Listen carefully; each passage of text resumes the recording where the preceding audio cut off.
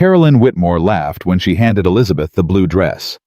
"Wear this one," she said, "the modest one, with the high collar. It won't draw attention away from me." Elizabeth put it on without a word. She had learned long ago that arguing with Caroline was like arguing with a river. The water simply went around you and kept moving. She sat alone at the corner of the garden, while 500 guests turned their faces toward her sister like flowers toward the sun. Nobody came. Nobody looked. Nobody even tried. Then the Duke of Greyfield walked through the gate and walked straight past every woman in the room.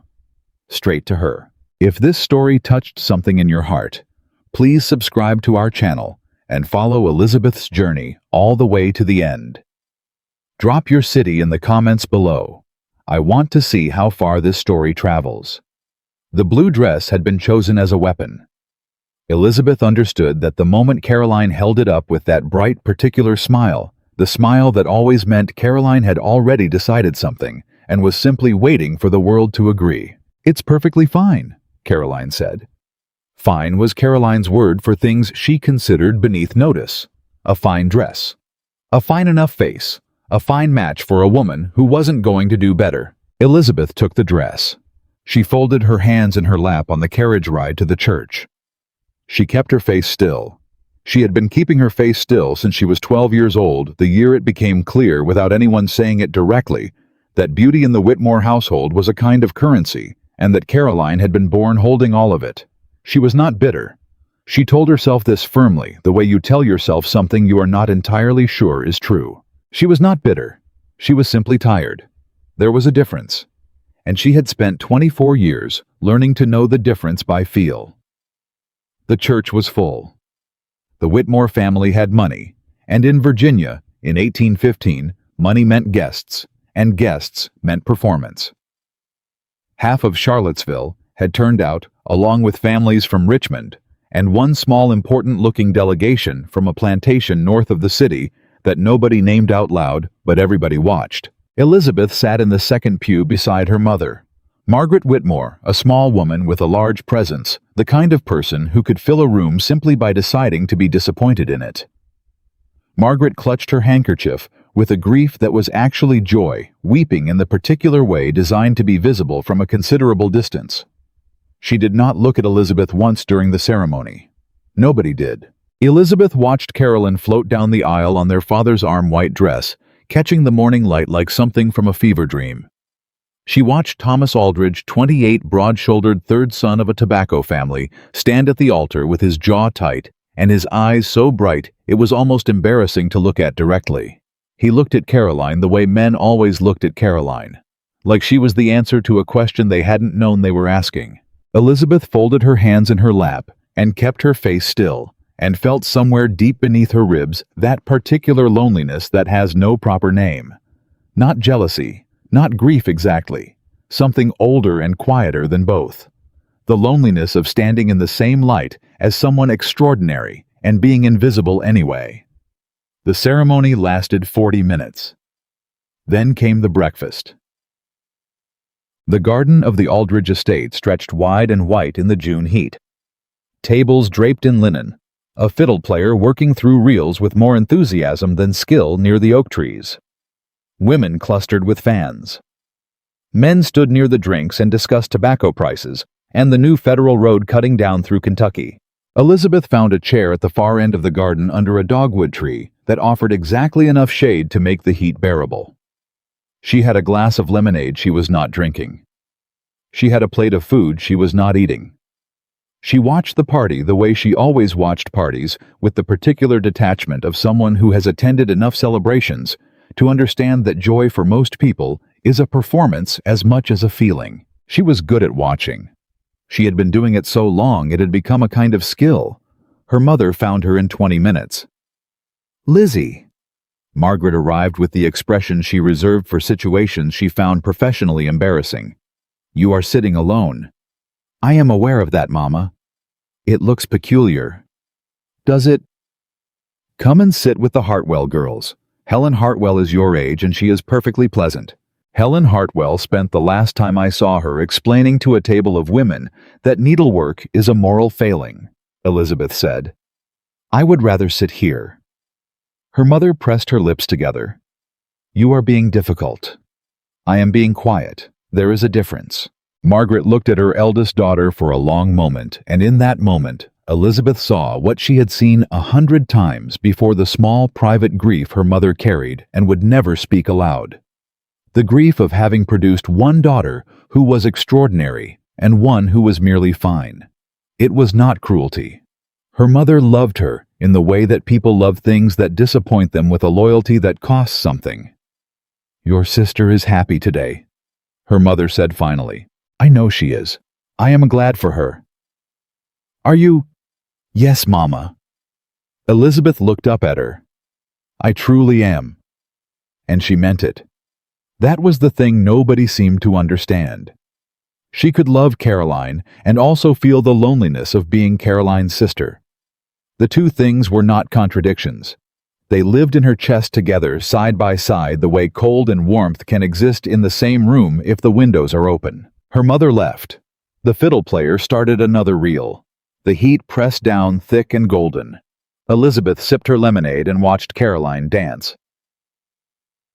She was beautiful, her sister. There was no dignified way to pretend otherwise. Caroline Whitmore.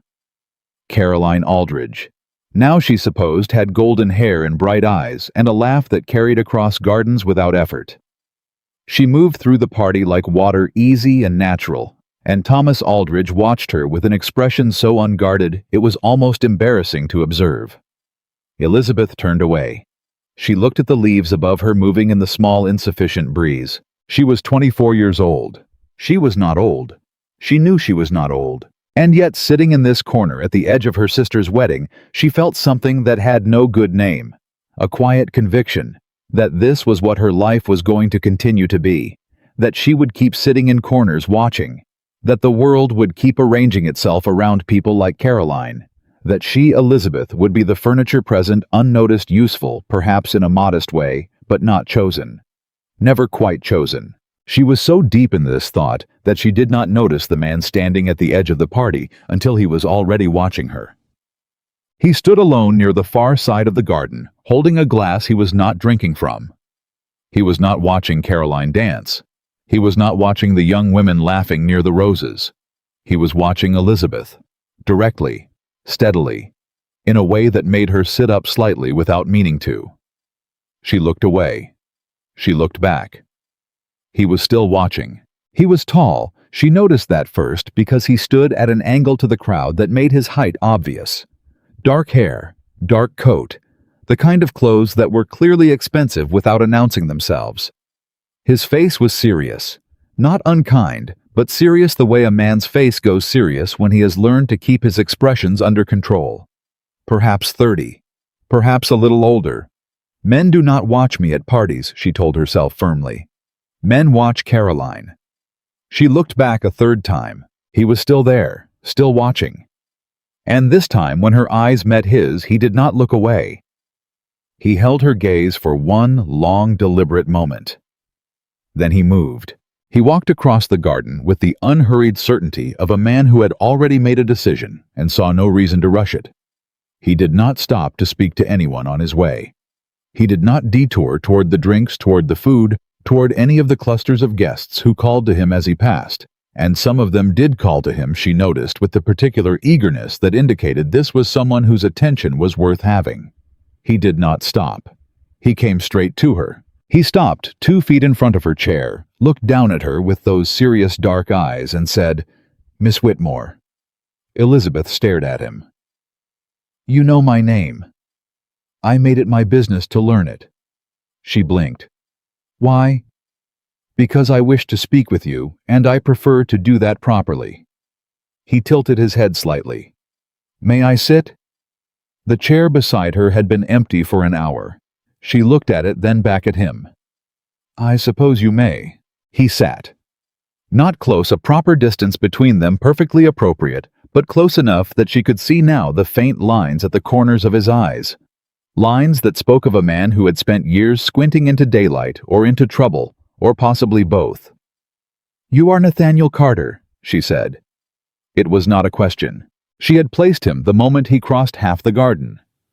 She had been paying attention to this party even while pretending she was not, and she had heard his name mentioned more than once that afternoon, always in the same careful, almost wary tone that people used for men of significant consequence. "I am," he said.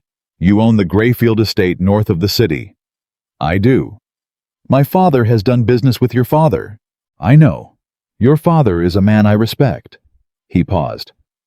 "You are not going to ask me why I came to sit with you." She looked at him steadily. "I assumed you would tell me when you were ready." Something shifted in his expression. Something small and quick there, and gone before she could name it. He looked at her the way people rarely looked at her. With actual attention. The kind that meant he was not simply seeing a woman at a table, but was seeing her, Elizabeth, whatever small specific thing she was. "Everyone in this room," he said, "is performing something. The bride is performing happiness. The groom is performing confidence. The guests are performing the right kind of delight." He paused. "You are the only person here who is simply sitting." Elizabeth was quiet for a moment. Then she said, "Perhaps I have nothing to perform." "Or perhaps—" He said, "You are the only person here who finds performance exhausting." She looked at him. He looked at her. The fiddle player started a slow waltz somewhere behind them, and neither of them paid any attention to it. "Mr. Carter," she said at last, "why did you cross the entire garden to sit with a woman who has been sitting alone for an hour and whom nobody else has approached?" He was quiet for a moment. He turned the glass in his hands, not drinking from it. Then he said, "Because I have been to a great many parties, Miss Whitmore and I have noticed something. The person everyone overlooks is almost always the most interesting person in the room." He paused. "And you have been sitting here for an hour reading every person at this party without appearing to read anyone. That is a considerable skill." Elizabeth felt heat rise in her face that had nothing to do with the June sun. "You cannot possibly know that." "I watched you for 20 minutes before I came over," he said simply. "Your eyes move differently than everyone else's." She was not sure what to say to that.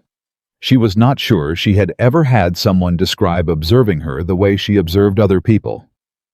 "Mr. Carter," she said finally, "I find I am uncertain what you want from this conversation." "Nothing," he said.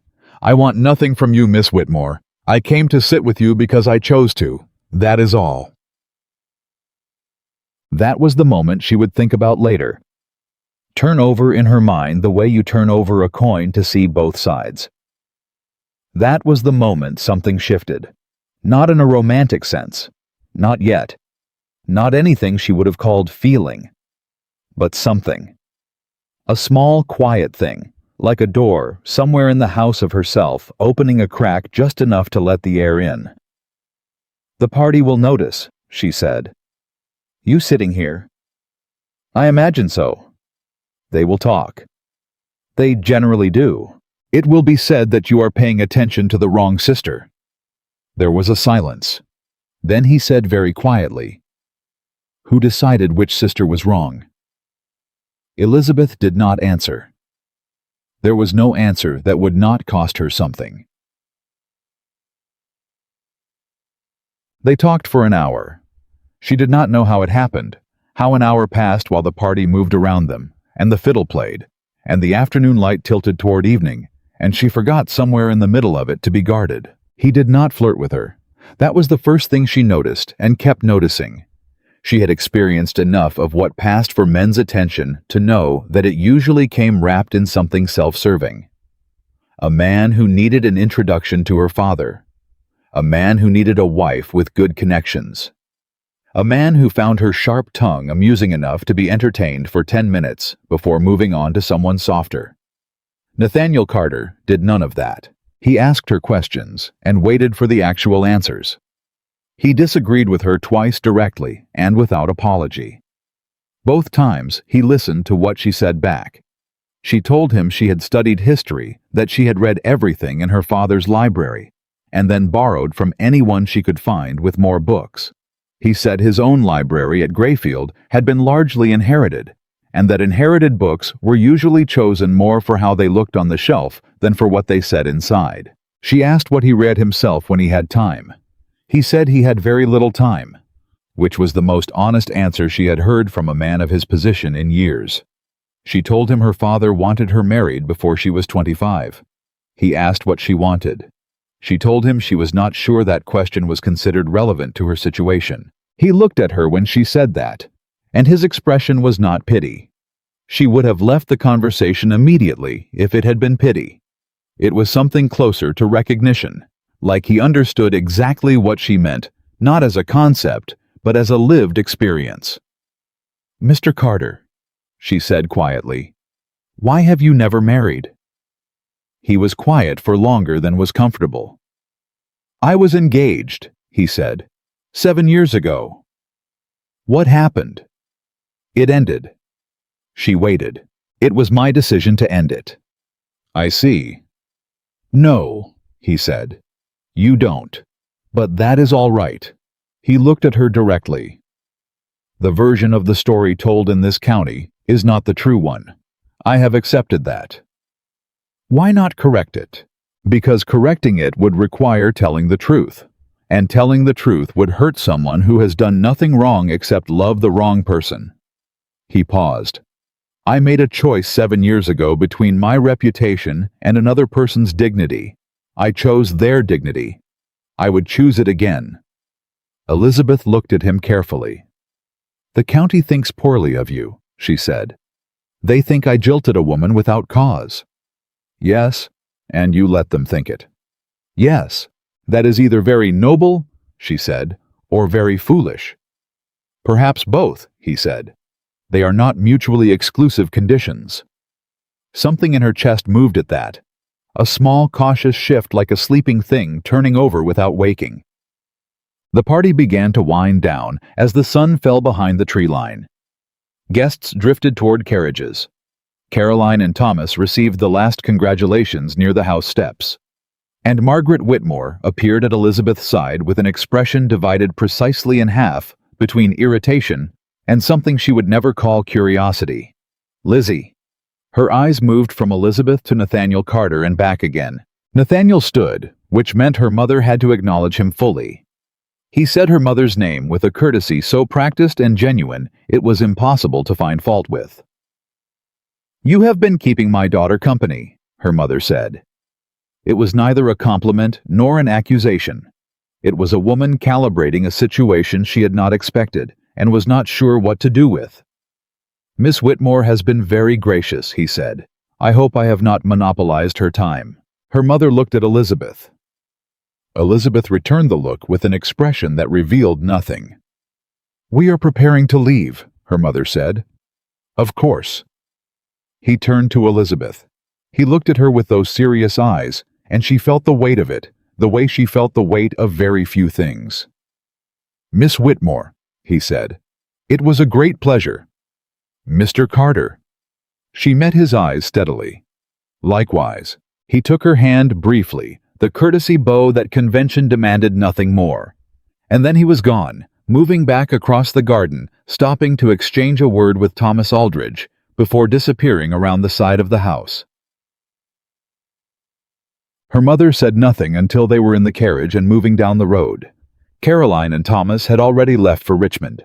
It was only Elizabeth and her parents in the swaying carriage, the evening air coming through the window, carrying the smell of honeysuckle and dust. "Nathaniel Carter," her mother said finally. "Yes." "He sat with you for an hour." "He did." Her mother stopped, looked at her. "Lizzie, that man has a reputation."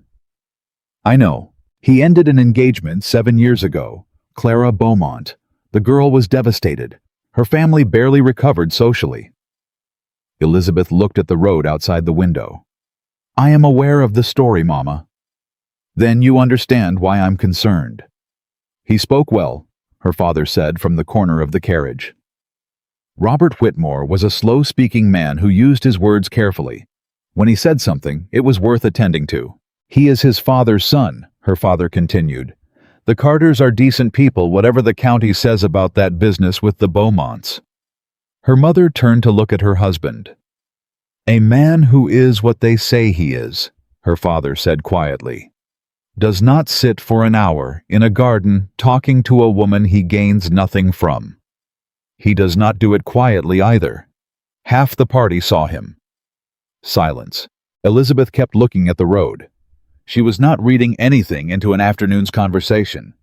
She was a practical person, a grounded person, a person who had long since made her peace with the shape of her life and was not going to allow one unexpected hour of genuine conversation to unbalance that peace. She was absolutely not going to think about the way he had said who decided which sister was wrong.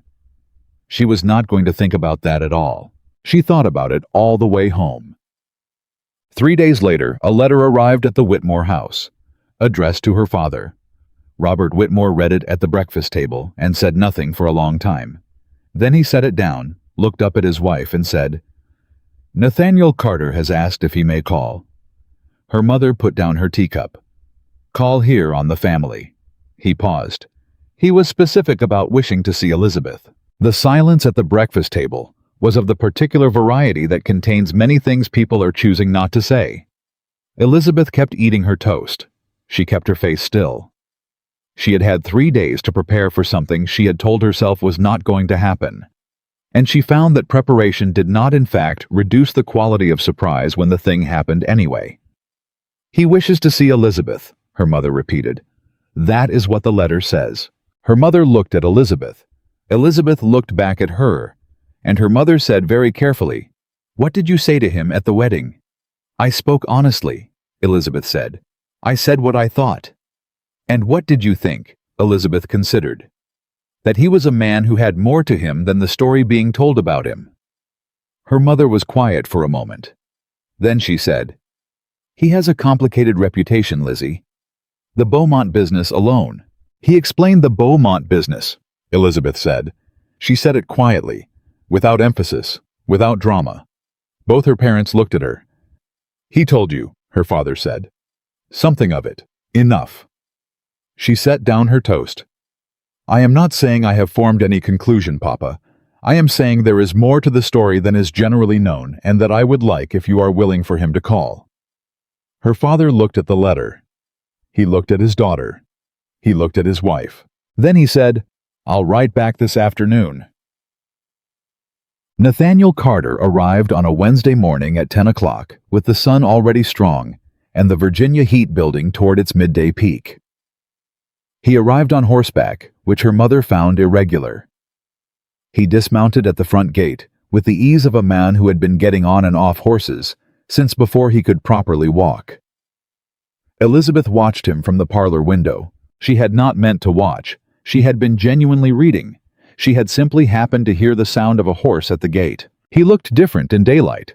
He looked, she searched for the word and settled on real. At the wedding, he had been a figure at the edge of a party, someone unexpected in a context that softened everything. Here, standing at the gate of her family's house in the clear morning light, he looked simply like a man, serious, a little worn around the edges, carrying his height with the slight awkwardness of someone who had always been too tall to be invisible. Her mother appeared in the parlor doorway. "He is here." "I know, Mama." "He brought nothing." Her mother's voice held a note Elizabeth couldn't entirely classify. "No flowers, no gift, nothing." Elizabeth set down her book. "He came to call on us, not to court the parlor." Her mother pressed her lips together. "He is unusual." "Yes," Elizabeth agreed. "I believe that is the point." She stood. She smoothed her dress, not the blue one this time. She had chosen the green one, the one that was not designed to render her invisible. She walked into the hall. He turned when she came in and looked at her, the same way he had looked at her in the garden, that direct, unperforming attention that she had not been able to stop thinking about for 3 days. "Miss Whitmore." "Mr. Carter, you found us without difficulty. Your father's directions were clear." A pause. "You look well. You look like a man who rode 2 hours in June heat without stopping." Something happened at the corner of his mouth. Not quite a smile, not yet, but the suggestion that one might be possible. "I have a habit of doing things without stopping," he said. I have been told it is a flaw. Only by people who prefer hesitation, she said. Come inside. My mother has arranged tea. The visit lasted 2 hours. Her father sat with them for the first 40 minutes, which was proper, and then excused himself to attend to business with the transparency of a man who had decided to manufacture privacy without drawing attention to the fact that he was doing it. Her mother lasted another 20 minutes before she remembered something urgent in another part of the house. They sat across from each other in the parlor, and nobody performed anything. He told her about Grayfield. She asked questions that were not the questions young women generally asked men about their estates. She did not ask about the acreage or the house's rooms, or whether it had a formal garden. She asked about the tenant farmers. How many? What their arrangements were. Whether the shift in the tobacco market over the past decade had affected the way the land was worked. He looked at her with the expression she was starting to recognize that slight, surprised attention, and answered her directly. She learned that he had inherited Grayfield at 22 when his father died unexpectedly. That he had spent the intervening 10 years learning how to run it, which meant he had spent 10 years learning through failure as much as through success. He said this without apology. She respected that. She told him about her reading, about the history she had cobbled together from borrowed books and her father's library, about the particular interest she had developed in law and property. Not fashionable subjects for a woman, she acknowledged. But I have long since stopped making my interests fashionable. Why law? He asked. Because land and property are how everything gets decided, she said. Who inherits what? Who owes what to whom? The whole machinery of society runs on those questions, and most women are never taught to understand any of it. Which means that most women can be taken advantage of quite easily by anyone who does understand it. He looked at her for a moment. You have thought about this carefully. I have thought about a great many things carefully, she said. I have had considerable time to think. Nobody has been demanding my company. It came out more raw than she intended. She felt the air in the room shift and looked away from him toward the window. He said quietly, Their loss, Miss Whitmore. She looked back at him. You cannot know that. I can make an informed estimate, he said. She looked at him steadily. Mr. Carter, I will not pretend I don't know what this looks like, you calling here in this manner. It looks like intention. It is intention. The directness of it stopped her. You have known me for one afternoon and a conversation, she said. I have known you for one afternoon and a conversation, he agreed. I am not proposing anything, Miss Whitmore. I am calling in the appropriate manner with your father's knowledge and your mother's presence. I am asking for the opportunity to know you better. That is all. He paused. I am aware of how this appears. I am aware that people will say things about it. I have some experience with people saying things. The Beaumont story, she said. Among others. She was quiet for a moment. You said at the wedding that telling the truth would hurt someone. Are you still bound by that? He considered her. What are you asking? I am asking, she said carefully, whether the story you carry about yourself is one you can share with me eventually. Not now. Eventually. She paused. Because if there is to be any, I do not want to be kept in the position of defending a man I do not fully understand. The silence stretched. Outside, a cardinal called from somewhere in the garden, 3 sharp notes, and was still. Yes, Nathaniel Carter said. Eventually, I can share it. She nodded once. Then I believe we can proceed. Sure. What followed was 6 weeks.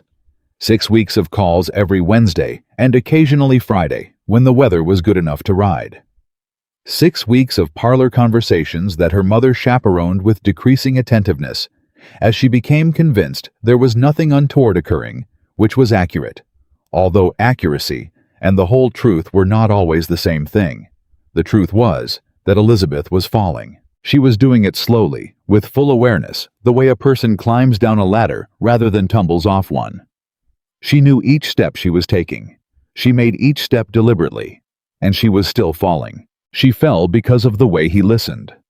Not politely waiting for his turn, but actually listening, taking in what she said, thinking about it, and coming back to it later. Sometimes much later. Sometimes in the middle of an entirely different conversation. She would say something on a Wednesday, and he would reference it the following Friday, having clearly spent the days between thinking about it. She fell because of his silences. He was not a man who filled silence nervously, and neither was she, and they discovered early that they could sit together in quiet, without either of them feeling compelled to disrupt it. This seemed like a small thing. It was not a small thing. She fell because of a specific afternoon in the middle of July, when her mother said something about Caroline's new house in Richmond, and Elizabeth's expression did not change. But something in her must have shifted, because Nathaniel said quietly when her mother had left the room, "You are allowed to find it hard." She looked at him. Find what hard? Loving someone, and also carrying the weight of standing next to them your whole life. He held her gaze. It is not disloyalty. It is simply the truth of the position you've been in. Nobody had ever said that to her. Not once. Not in 24 years. She looked away from him quickly out the window at the July light on the garden. She held herself very still until she was sure her face was under control. Then she looked back. "You see too much, Mr. Carter," she said. "Probably," he said. "I apologize." "Don't," she said quietly. "Don't apologize." He didn't. It was her father who told her on a Tuesday evening at the end of July that Nathaniel had asked to speak with him privately. She was in the sitting room after supper when her father came in, sat in the chair across from hers, and looked at her with the expression he had when he had been thinking about something for a while and had finally decided to say it. "Mr. Carter came by the counting house this afternoon," he said. Elizabeth set down her sewing. She waited. "He asked me for permission to address you formally." Her father paused. He was very clear that he was asking for permission to speak to you, not for permission to have you. He made a specific point of the distinction. The sitting room was quiet. Somewhere in the house a clock ticked. "What did you tell him?" Elizabeth asked. "I told him that was a matter he needed to take up with you." Her father looked at her. "Lizzie, he is a man I have come to respect over these past weeks. What he did with the Beaumont situation, I know more of it than your mother thinks I do, and I believe his character is sound." He paused. "But he is not simple. His life is not simple, and you are my daughter and I will not push you toward anything." Elizabeth looked at her hands. She looked at the sewing in her lap. She looked at the window where the evening light was going gold and soft above the trees. "I know," she said. "I know he is not simple." She looked at her father. "And I have never once in my life been interested in simple." Her father was quiet for a moment. Then something moved across his face, some private combination of sorrow and pride, and he nodded. "He will come tomorrow," he said. "In the morning." She nodded. "I'll be here." End. He came at 9 o'clock before the heat had built. The house was quiet. Her mother had arranged to be in the garden with pointed deliberateness. Her father was in his study. Nathaniel Carter stood in the parlor and looked at her. She looked at him. Neither of them said anything for a moment. There was a particular quality to the silence waited aware. The silence of two careful people standing at the edge of something they both knew was significant. "I imagine my father told you the nature of my visit," he said. "He told me you wish to address me formally." He is accurate. He was still for a moment, and she saw something she had not quite seen before, not in 6 weeks of Wednesdays and Fridays. She saw that he was uncertain, not anxious, not afraid, but genuinely uncertain the way a man is uncertain when the outcome matters enough to remove the ordinary comfort of confidence. She found to her own surprise that it moved her more than anything else he had ever shown her. "Miss Whitmore," he said. "Elizabeth." It was the first time he had used her given name. She felt it settle somewhere in her chest. "I will not tell you that I came to this unexpectedly," he said. "That would not be true. I came to your sister's wedding because I knew your family would be there, and I had heard your name mentioned, and I thought I might speak with you." He paused, looked at the floor briefly, then back at her. "What I did not expect." He stopped. "I did not expect to find in you someone who made me want to be less careful." She looked at him steadily. "What do you mean?" "I have been very careful for 10 years, he said. "Careful about what I said. Careful about who I trusted. Careful about what I showed of myself. It was—" He stopped again, found the word. "Necessary. After everything with the Beaumonts, it was necessary." He paused. "With you, I find that the carefulness is exhausting in a way it has not been before. Because with you, I keep wanting to simply be honest, entirely honest, without calculating the cost of it first." She understood what he was telling her. She understood it completely. "That is not nothing, Mr. Carter," she said. "No," he said. "It is not." He met her eyes. "I am asking for the opportunity to tell you the truth. All of it. The Beaumont story and the rest of it. The things that are difficult and the things that are unflattering and the things I would rather nobody ever knew about the worst year of my life." He paused. "I am asking because I cannot ask you to consider me without you knowing what you are actually considering." She was very still. "When you have heard it," he said, "I am asking if you would be willing to allow me to court you properly, with full knowledge of what I am." The morning light came through the parlor windows and fell between them, warm and clear. Elizabeth looked at Nathaniel Carter. She looked at the man who had crossed a garden to sit with her when nobody else did. The man who had listened. The man who had said who decided which sister was wrong. The man who had told her, without being asked, without being prodded, that she was allowed to find things hard. She said, "Tell me the truth." And then he told her. He spoke for a long time. She did not interrupt. 7 years ago, when he was 25, he had been engaged to Clara Beaumont of Richmond, a family arrangement suitable on both sides. He had not been in love exactly, but willing, which had seemed sufficient at the time. The wedding had been planned for the following spring. 4 months before the wedding, he had discovered that Clara was in love with another man. Not suspicion. Not rumor. He had found a letter she had written, a letter that made it perfectly clear that she was marrying Nathaniel because her family required it of her, because she saw no way out, and that the man she truly loved was someone her family would never accept. A man of lower position. No land, no money, no name to offer. He had made his decision in 24 hours. He had gone to Clara privately. He had told her what he knew. She had been more frightened than he had ever seen a person be frightened of her family. Frightened of the society she had always known. Frightened of what the truth would cost her mother, who had made this match with such pride. He had told her the engagement was his to end, that he would end it, that the reason given publicly would be his own insufficiency, something about incompatibility, something that put the failure on his side and left her with nothing to be blamed for. She had wept. She had asked him why. He had told her that nobody should be required to marry without love if there was any way to avoid it. And there was a way, and he was in a position to take it, and that was enough. He had ended the engagement. The story that spread was the one he had allowed to spread, that he had been cold, that he had broken it without adequate explanation, that Clara Beaumont had been deeply hurt. He had not corrected a word of it. Clara had married her other man within the year. They had moved to Georgia. He had heard indirectly that they were happy. He had spent 7 years being the man who had jilted Clara Beaumont.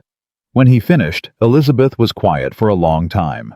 Then she said, "You told no one." "No one."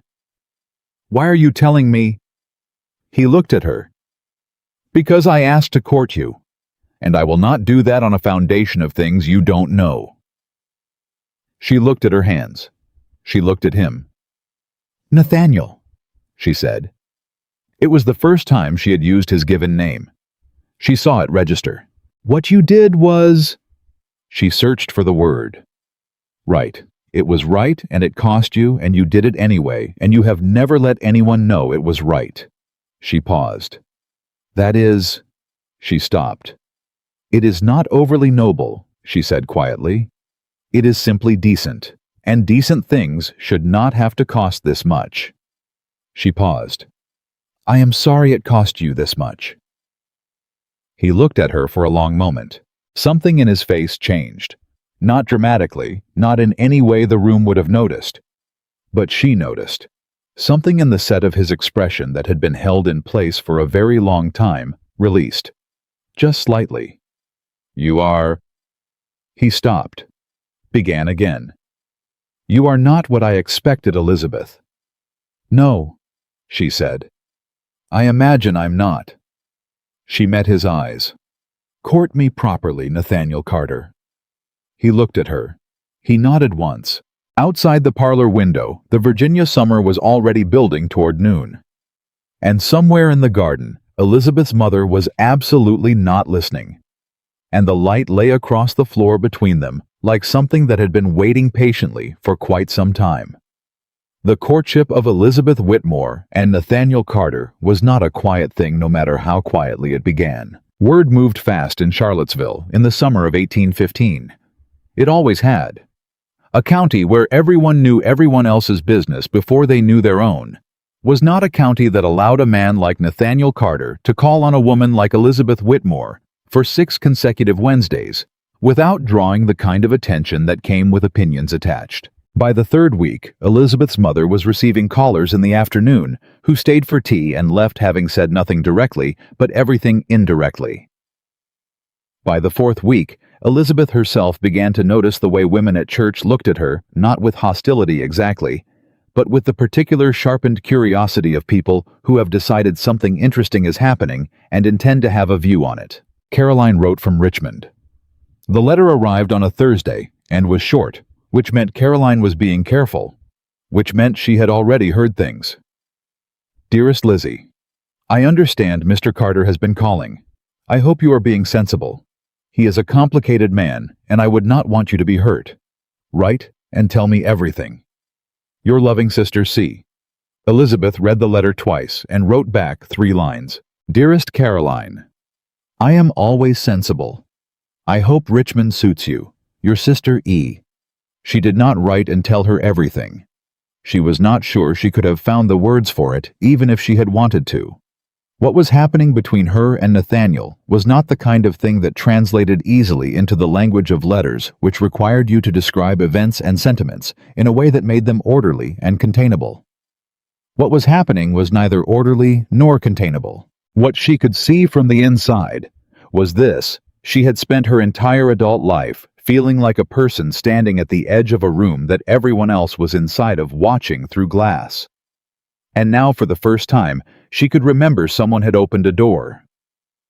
She was not naive enough to think that opening a door was the same thing as walking through it.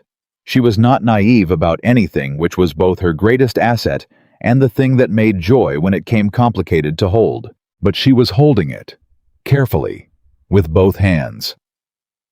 The 5th Wednesday of August brought trouble before it brought Nathaniel. He arrived at 10 o'clock, as was his custom, and Elizabeth met him in the hall, as was her custom, and they were moving toward the parlor when her mother appeared from the direction of the sitting room, wearing the expression Elizabeth had learned over 24 years to interpret precisely. It was the expression her mother wore when something had happened that she considered socially dangerous and was not yet sure how to manage. Mr. Carter? Her mother's voice was measured, too measured. He stopped. Good morning, Mrs. Whitmore. He looked at her the way he looked at things he was reading carefully. You look as though something concerns you. That stopped her mother. She had not expected directness. Most people didn't, because his face was so controlled that people assumed his manner would be equally guarded. They were wrong. When Nathaniel Carter decided to be direct, he was extremely direct. I received a call yesterday afternoon, her mother said, from Mrs. Henry Beaumont. The air in the hall changed. Elizabeth felt it. Nathaniel's expression did not shift, not visibly, but she was watching him carefully, and she saw something move through his eyes. A recognition. A bracing. the look of a man who has been expecting something for a long time and has finally heard it knock at the door. "I see," he said. She came with her daughter, Margaret Beaumont, Clara's younger sister. Her mother folded her hands in front of her. "They stayed for an hour. Mrs. Beaumont had a great deal to say about you, Mr. Carter." "I imagine she did." "She said things that I found—" Her mother paused, searching for the precise word. "Troubling." "Mama," Elizabeth began. "Elizabeth, let me finish." Her mother's eyes moved back to Nathaniel. "Mrs. Beaumont told me that you destroyed her family's standing in this county 7 years ago, that you made Clara Beaumont a figure of pity through your coldness and your—" she used the word carefully, as if it were a thing that could cut— "cruelty, that you are not a man of good character, and that any woman who allows herself to be courted by you is making a grave mistake." The hall was very still. Nathaniel stood without moving. His hands were at his sides. And his face, she looked at him and saw what was in his face, and it was not shame, and it was not anger. It was something closer to the expression of a man who has carried a weight so long he no longer notices its exact shape, only its presence. "Mrs. Whitmore," he said, "I will not insult you by denying that the Beaumont family has cause for feeling as they do. What they believe about me is consistent with the information they have been given. I can only tell you that the information they have is not complete." "Then give me the complete information." Her mother's voice did not waver. "If you wish to continue calling on my daughter, Mr. Carter, I need to understand what I am allowing into this house." "Mama," Elizabeth said quietly, "he has already told me." Her mother turned. "He has told you?" "Yes." A pause that contained a great deal. "And you believe him?" Elizabeth met her mother's eyes without flinching. "I do." The silence that followed was the kind that contains a renegotiation. Her mother looked at Nathaniel. Nathaniel looked at her mother. Then her mother looked at Elizabeth for a long time, the way she looked at things she was truly trying to see, rather than simply observe. "Will you tell me," her mother said to Nathaniel, "what you told my daughter?" "If you wish to hear it," he said. "Yes." They went into the sitting room, not the parlor. The sitting room was her mother's room, the one she controlled, and Elizabeth understood the choice immediately. Her mother was placing this conversation on her own ground. Nathaniel sat across from her and told the story. The same story he had told Elizabeth, with the same absence of self-justification, the same directness. He did not ask to be believed. He simply told her what had happened. Her mother listened without interrupting. That alone told Elizabeth something.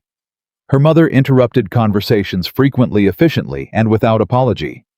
She did not interrupt this one. When he finished, there was a long quiet. "You let a family believe the worst of you," her mother said finally, "for 7 years, to protect a girl who married someone else." "Yes. And you want me to trust you with my daughter." "I want you to hear the truth and make your own determination," he said. "I am not asking for trust that has not been earned. I am asking for the opportunity to earn it." Her mother was quiet again. Then she said almost to herself, "Clara Beaumont is happy." "Yes, I believe so." "You know this." "I made certain to know," he said simply. Her mother looked at him for a very long time. Then she said, "Margaret Beaumont will not stop. She was very clear about her intentions. She means to warn every family in this county." She paused. "That will make things difficult for Elizabeth. I know that. And if you tell me that the difficulty is not worth it to you—" "I will accept that judgment," he said, "and I will not return." Elizabeth felt her breath catch. She held it. Her mother turned to look at her. Elizabeth looked back. They looked at each other across the room, across the years, across everything that had passed between them that was unspoken and perhaps always would be. "Elizabeth," her mother said, "what do you want?" It was. Elizabeth thought possibly the first time in her life her mother had asked her that question and actually waited for the answer. "I want him to keep calling," she said. Her mother turned back to Nathaniel. "Then keep calling Mr. Carter," she said. "But understand that I will be watching." I would expect nothing less, he said. Margaret Beaumont moved fast. She had the particular efficiency of a woman who had been holding on to a grievance for years and had finally been given a suitable occasion to act on it. Within the week, Elizabeth's mother was told by 3 separate people, the wives of a merchant, a doctor, and a county magistrate, that serious questions were being raised about Nathaniel Carter's character, and that perhaps Mrs. Whitmore ought to consider whether she was doing her daughter a service by encouraging the connection. Elizabeth heard most of this secondhand. She handled it the way she handled most things. She said very little and thought a great deal. What she thought primarily was that she was not surprised. She had known from the beginning that Nathaniel came with a complicated inheritance. She had gone into this with open eyes. She had not deceived herself about the cost. What she had not fully anticipated was the loneliness of it. Not the external pressure she could manage external pressure.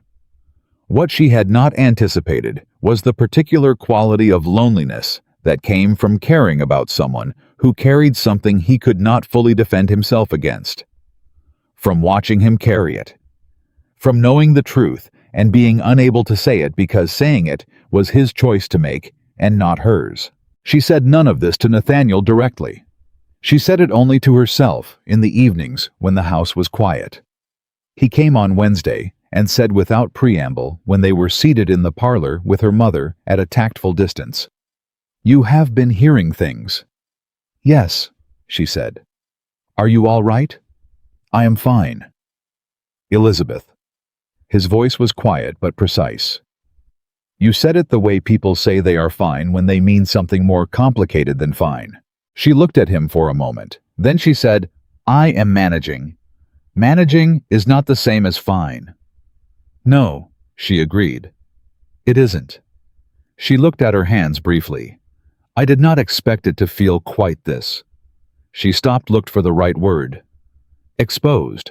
I did not expect to feel quite this exposed." "If you want to step back from—" "I don't," she said quickly and completely. He stopped. "I don't want to step back," she said more quietly. "I simply want you to know that it costs something. So you know." She paused. "And so you know I consider it worth the cost. I want you to know both things." He looked at her for a long time. His face did something complex and brief, then settled back into its usual careful arrangement, except that the arrangement looked slightly different now from how it had looked when she first met him. And she thought she was perhaps one of the only people in the county who would have noticed that difference or been able to name what it was. What it was, she thought, was the expression of a man who was not used to being given things freely. "I have been alone in this for a long time," he said. "I had forgotten what it was like to have someone." He stopped, pressed his lips together, looked at the window, then looked back at her and said without finishing the sentence, "Thank you." "Don't thank me yet," she said. "Wait and see what I'm worth first." "I already know what you're worth," he said.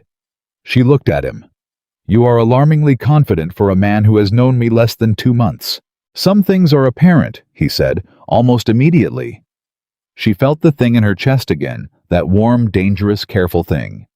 She looked away first. She was not yet ready to look at it directly.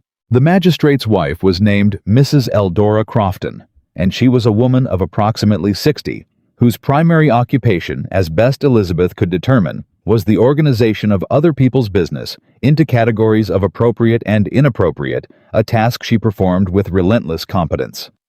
She arrived at the Whitmore house on a Tuesday afternoon without prior notice, which was itself a statement, and her mother let her in, because there was no graceful way not to. Elizabeth was in the sitting room when she heard Mrs. Crofton's voice carrying down the hall. The voice of a woman who expected to be listened to and had never been disappointed in that expectation. She stayed in her chair. She kept her sewing in her hands. She kept her face still. Mrs. Crofton sat across from her without being invited to sit. Another statement. "Miss Whitmore," she said, "I thought it prudent to speak with you directly." "Mrs. Crofton." Elizabeth's voice was entirely pleasant. "What a surprise." "I will be brief. I understand that Nathaniel Carter has been calling here." "He has." I understand the nature of his calls. Good, Elizabeth said. Then I need not explain them. Mrs. Crofton adjusted her approach with the visible recalibration of a woman accustomed to resistance, but not quite this kind. Miss Whitmore, I speak to you as a woman who has been a part of this county for 40 years, and who has your family's interest at heart. Nathaniel Carter is not a man whose attention is to a young woman's benefit. Whatever he has told you about the Beaumont situation. Mrs. Crofton, Elizabeth said. Her voice was very even. I thank you for your concern. It speaks well of you that you take an interest in the welfare of young women in this county. She paused just long enough. But I am 24 years old. I am not without intelligence or judgment. And I have found in my experience that the people most eager to warn a woman away from a particular man are usually the people who know the least about what that man is actually like. Mrs. Crofton blinked. I am not dismissing your concern, Elizabeth continued. I am simply telling you that I have thought very carefully about my situation, and that I am not in need of additional thinking done on my behalf. She looked at her directly. I appreciate your visit. There was a silence. You are a great deal more decided than I had expected, Mrs. Crofton said slowly. Yes, Elizabeth said. I generally am. Mrs. Crofton left 20 minutes later. Elizabeth's mother came back into the sitting room and sat down across from her and looked at her daughter with an expression Elizabeth could not immediately categorize. Lizzie, she said. That was... She paused. That was something. I was perfectly polite, Elizabeth said. You were perfectly polite, her mother agreed, in a way that made perfectly polite sound like the beginning of something considerably less polite. She studied her daughter. You are more like your father than I have generally admitted. Elizabeth considered that. I'll take that as a compliment. It was intended as one. Then, after a moment, Eldora Crofton has a mouth the size of this county. She will tell everyone she spoke to you. I know. It will be reported differently than it occurred. Probably, Elizabeth said. But I have found that what is reported about a person and what is true about a person are generally two different things. I have been learning that lesson from an interesting teacher. Her mother looked at her for a long moment. Then she said, He is going to ask you to marry him, Elizabeth. The directness of it stopped her. Perhaps, she said carefully. Not perhaps. Her mother's voice was certain. I have watched men carefully for a great many years, and I know what they look like when they have made a decision. That man has made a decision. She paused. What I want to know is whether you have made yours. Elizabeth looked at her mother. The afternoon light was long and warm in the sitting room. I think, she said carefully, that if he asks, I will say yes. Her mother breathed in. Let it out. In spite of everything. Not in spite of everything, Elizabeth said. Because of everything. She paused. All of it. The Beaumont story, the reputation, the difficult years. All of that tells me exactly who he is, Mama. More clearly than any amount of good behavior in easy circumstances. She looked at her hands. He chose someone else's dignity over his own name. He carried it for 7 years without complaint. She looked up. I have spent my entire life being overlooked. If I am going to give my life to someone, I would like it to be someone who understands what it costs to carry something in silence. Because I believe he is one of the only people I have ever met who actually does. Her mother was quiet for a very long time. Then, unexpectedly, her mother reached out and pressed her hand over Elizabeth's. It was not a gesture she made often. It was not a woman given to easy gestures of that kind. It meant something because it was rare. He sees you, her mother said. Yes, Elizabeth said. He does. Then God help you both, her mother said. And I mean that in the most genuinely hopeful way. It was the following Wednesday, the first day of September, when Nathaniel arrived at the house with something different in his bearing. She noticed it the moment she saw him. Not anxiety. Not nerves in the ordinary sense. But a quality of stillness that was different from his usual stillness, more deliberate. the stillness of a man who has decided something and is now in the process of doing it. She knew before he said a word. They went into the parlor. Her mother made her entrance and her exit within 15 minutes, the fastest she had ever managed it. And then they were alone in the room with the September morning going gold outside the windows and the year beginning its slow turn toward autumn. He did not sit. She did. He stood in front of the window and looked at her, and she looked at him, and the silence between them was the kind that is not actually silent. It was full-weighted alive with everything that had been said over the past 2 months, and everything that had not yet been said. "Elizabeth," he said. "Nathaniel." He was quiet for a moment longer. Then he said, "I have spent 10 years being very careful about what I want. I found after the Beaumont situation that wanting things was complicated, dangerous. I had made a decision, and it had cost me in ways I did not fully anticipate. And I decided that the safest approach was to stop reaching for things I could not be certain of keeping." She said nothing. She watched him. And then, he said, "I went to a wedding. And there was a woman sitting alone under a dogwood tree with an untouched glass of lemonade, reading an entire room of people without appearing to read anyone." He looked at her. "I made a decision in approximately 3 minutes that I have not regretted for a single day since." She felt the warmth move up through her chest. "I am not a simple man," he said. "My life is not a simple life. The next years there are things at Grayfield that need attention, and the Beaumont situation is not resolved in the eyes of the county, and I cannot promise you easy. I cannot promise you that everyone will be kind, because I know for certain that some of them won't be." He paused. "What I can promise you is that I will never lie to you. I can promise that what I feel for you is the most honest thing I have felt in 10 years, and that I will not misuse it or take it for granted. I can promise that you will never again sit in a corner of a room wondering whether anyone intends to cross it for you." He looked at her. "Because I will always cross it, whatever it costs." Elizabeth sat very still. She had thought about this moment.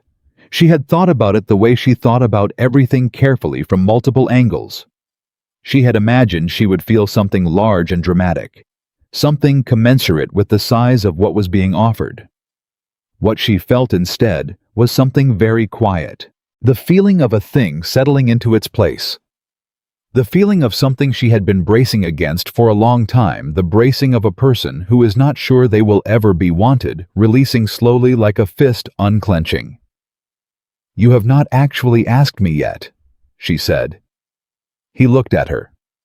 Something crossed his face, the beginning of that rare thing, the almost smile. "No," he said. "I have not." "Then ask," she said. "Elizabeth Ann Whitmore." He said, "Will you marry me?" He did not say it as a question. He said it as a statement of intent, clear and certain, with the same directness he brought to everything. And she thought, yes, that is right.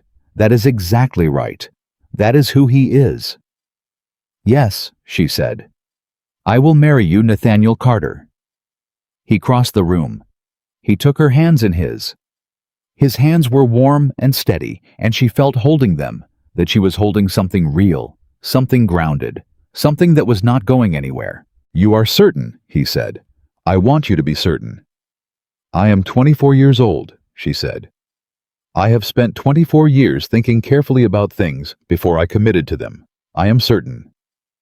He looked at her hands for a moment. Then he looked up at her. "You once told me you were not sure the question of what you wanted was considered relevant to your situation." "I remember."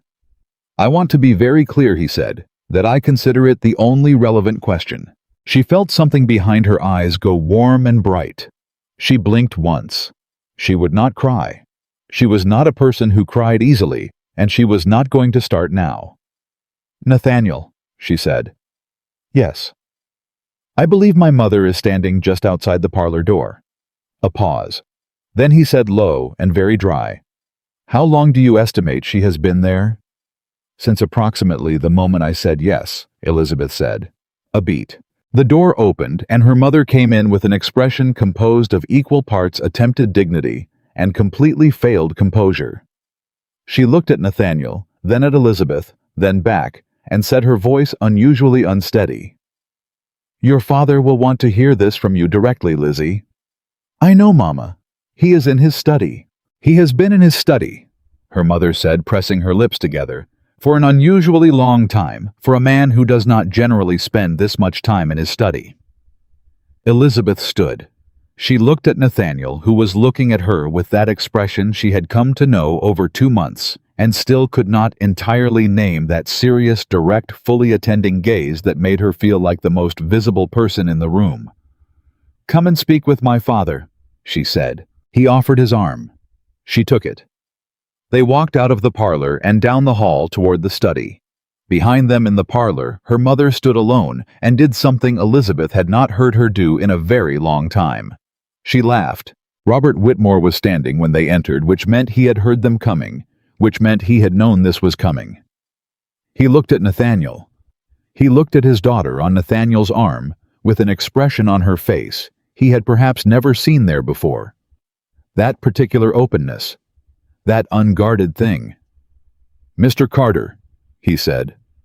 "Sir," Nathaniel said, "I have asked your daughter to marry me. She has accepted. I am here to ask for your blessing." Her father was quiet for a moment. He looked at Elizabeth. "Do you love him, Lizzie?" It was not the question she had expected. She had expected something practical, something about arrangements or the Beaumont reputation or the mechanics of what happened next.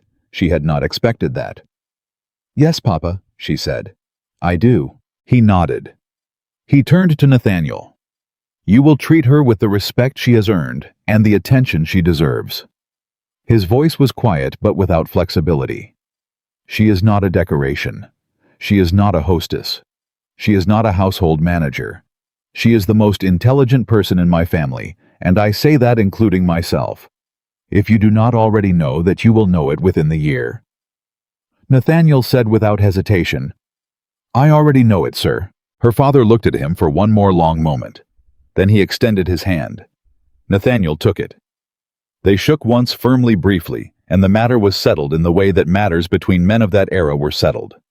Not with flourish, not with performance, with the weight of a decision made and acknowledged. Her father crossed the room to Elizabeth and put his hand briefly against her face, the way he had done when she was small. She felt the years in that gesture, all the years of being overlooked and quiet and fine, and felt them shift somehow, rearrange themselves into something she had not previously understood them to be. "Good," her father said. Simply that. Good. They announced the engagement the following Sunday. The information moved through the county, with the inevitability of water finding its level, and it found it fast because the engagement of Nathaniel Carter to Elizabeth Whitmore was by any social measure surprising in ways that made it interesting. The reaction divided cleanly. There were people who received it warmly. Families who respected her father, older women who had always found Nathaniel more complex than his reputation. Men who had done business with both the Carters and the Whitmores, and saw the match as sensible. And there were people who received it with the particular coolness of those who had believed the Beaumont story completely, who thought Elizabeth too plain or too quiet or too bookish for a man of Nathaniel's standing. And then there was Margaret Beaumont. She wrote a letter to Elizabeth 8 days after the announcement. Elizabeth's mother brought it to her in the parlor with the expression of a woman who had considered opening it herself and had decided reluctantly that she could not. Elizabeth opened it. The letter was long. It was careful. It was devastating in the way that calm precision can be devastating. Margaret Beaumont laid out in clear, formal language everything her family believed about Nathaniel Carter, what he had done to Clara, what it had cost them, what the engagement to Elizabeth represented in her framing. She did not know the truth. She had never known the truth. She had only the story that Nathaniel had allowed to be told. Elizabeth read it to the end. Then she folded it and held it in her hands for a moment and felt the weight of it, not the weight of doubt, but the weight of understanding that the truth is not always available to the people who most need it. And that this was a problem she was going to have to carry. She wrote back. She wrote carefully. She told Margaret Beaumont that she had heard her concern, and she respected that it came from love for her sister. She asked only that Margaret consider whether the story she had been told was the complete one. She understood if she could not, but she asked it. She did not tell the truth in the letter. That was not her truth to tell. But she planted the question small and careful, like a seed in difficult soil. She did not know if it would grow. She sent the letter and turned back to the preparations for a wedding and a life and everything that was waiting on the other side of the word yes. The wedding was set for November. Not a large wedding, Elizabeth had been clear about that, and Nathaniel had agreed without requiring persuasion, which was one of the many things she was learning to love about him. He did not require persuasion on the things that mattered to her. He simply heard her and adjusted the way a man adjusts when he has decided that the other person's comfort is not a negotiation, but a priority. Her mother had opinions about the size of the wedding that she expressed frequently and with feeling. Elizabeth listened to all of them and incorporated approximately a third, which her mother understood after a while was the best outcome she was going to get. Caroline wrote again from Richmond, longer this time, with less caution and more genuine feeling. Lizzie, I am so very happy for you. I know I have not always. I know things between us have not always been. Please come and see me before the wedding. Please. Your sister. Elizabeth wrote back and said she would try. She meant it. Whatever complicated thing lived between her and Caroline, it was not a thing she wanted to leave complicated forever. September moved into October, and October had its own quality. The heat finally breaking the leaves, turning on the Virginia hills, the air coming through the windows at night, cool enough to need a blanket. Elizabeth spent the days of October in a state she did not entirely have a name for. Not exactly happiness, though happiness was present. Something larger than happiness. Something that included fear and uncertainty, and the particular vulnerability of a woman who has opened herself to something enormous and is now living inside the reality of it. She visited Grayfield for the first time on a Friday in mid-October. Nathaniel rode beside their carriage the whole way, and she watched him from the window, this serious and careful and unexpectedly gentle man. And she thought about what her father had said. He sees you. He did. He saw her clearly, without flattery, without the softening that other people applied to women they wanted to manage. He saw what she was and wanted it anyway. Wanted it specifically, and she was still even now adjusting to the weight of that. Grayfield was larger than she had imagined. She stepped out of the carriage and stood in front of a house that was imposing without being cold. A house that had been lived in seriously by serious people and felt the full reality of what she was walking into. Nathaniel stood beside her. He said quietly, "You are very still." "I am thinking." "What are you thinking?" She turned to look at him. "That this is a great deal of house for a man who has been living in it alone." Something moved across his face, that almost smile. "It has been somewhat echoey," he said. "I imagine so." She turned back to the house. "Show me the library." He laughed. It was the first time she had heard him actually laugh, and it was a good sound. Surprised and real, not performed, she stored it away. He showed her the library first as requested, and she spent 45 minutes pulling books off shelves and examining them while he stood near the door and watched her with an expression that he told her later was the happiest he had seen her look at that point in their acquaintance. She found that both accurate and slightly mortifying. She found also on a low shelf near the window a leather-bound book with no title on the spine. She pulled it out. It was a journal, old, the handwriting inside faded. The dates going back 30 years. The name on the inside cover was William Carter, his father. She held it for a moment, then put it back carefully. "Your father kept a journal." "He did, his whole life." Nathaniel crossed to her and stood beside her looking at the shelf. "I have never read them." "Why not?" "Because I am not ready." He was quiet for a moment. "Perhaps when there is someone in this house who would read them with me." She understood what he was saying. She felt the weight of it, the trust of it, the particular intimacy of a man who was saving something for the person he intended to share his life with. "I would like that," she said. "When you are ready." He nodded. They stood side by side in front of his father's journals in the library of a house that was going to be hers. Neither of them said anything else. It was enough. The trouble arrived on a Thursday in the last week of October, 11 days before the wedding, in the form of a man named Gerald Whitfield. Elizabeth did not know Whitfield well. She knew of him a lawyer, or had been based in Richmond, connected to several of the larger families through a web of professional associations and old debts she had never bothered to map. He appeared at the Whitmore house on a Thursday morning when her father was at the counting house and her mother was visiting a neighbor. He appeared, that is when Elizabeth was home alone. She received him in the parlor because refusing to receive a caller was its own kind of statement, and she did not yet know what kind of statement she wanted to make. He sat without being invited and said with the particular warmth of a man performing warmth, "Miss Whitmore, I hope I find you well. I understand congratulations are in order." "They are. Thank you for the sentiment." 4. "I knew your father when he was building his business," he said. "A good man, a steady man." He paused, letting the words arrange themselves. "I also knew Nathaniel Carter's father, William Carter, a fine man. Complicated finances in his last years, but a fine man." Elizabeth looked at him steadily. "Is there something specific I can help you with, Mr. Whitfield?" "I will be direct," he said. Which, Elizabeth noted, was what men said immediately before being indirect. "I have come as a courtesy, a professional courtesy.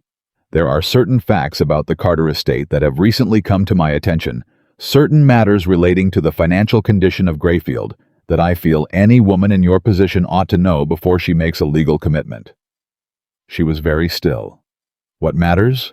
William Carter, in the final 2 years of his life, made certain decisions that were not wise. There were debts, considerable ones, not fully disclosed at the time of his death." He paused, letting that land. "Nathaniel has managed the situation to his credit. But managing a situation and resolving it are different things. There are parties who hold claims against the Grayfield property. Claims that in certain legal circumstances could become significant." Elizabeth looked at him the way she looked at things she was reading carefully, not for what they said, but for what they were trying to say without saying it. "Mr. Whitfield," she said, "are you telling me that Grayfield has creditors?" "I am telling you that the situation is more complex than may have been represented to you." "And who sent you here to tell me this?" A pause, just a beat too long. "I am acting on my own initiative," he said.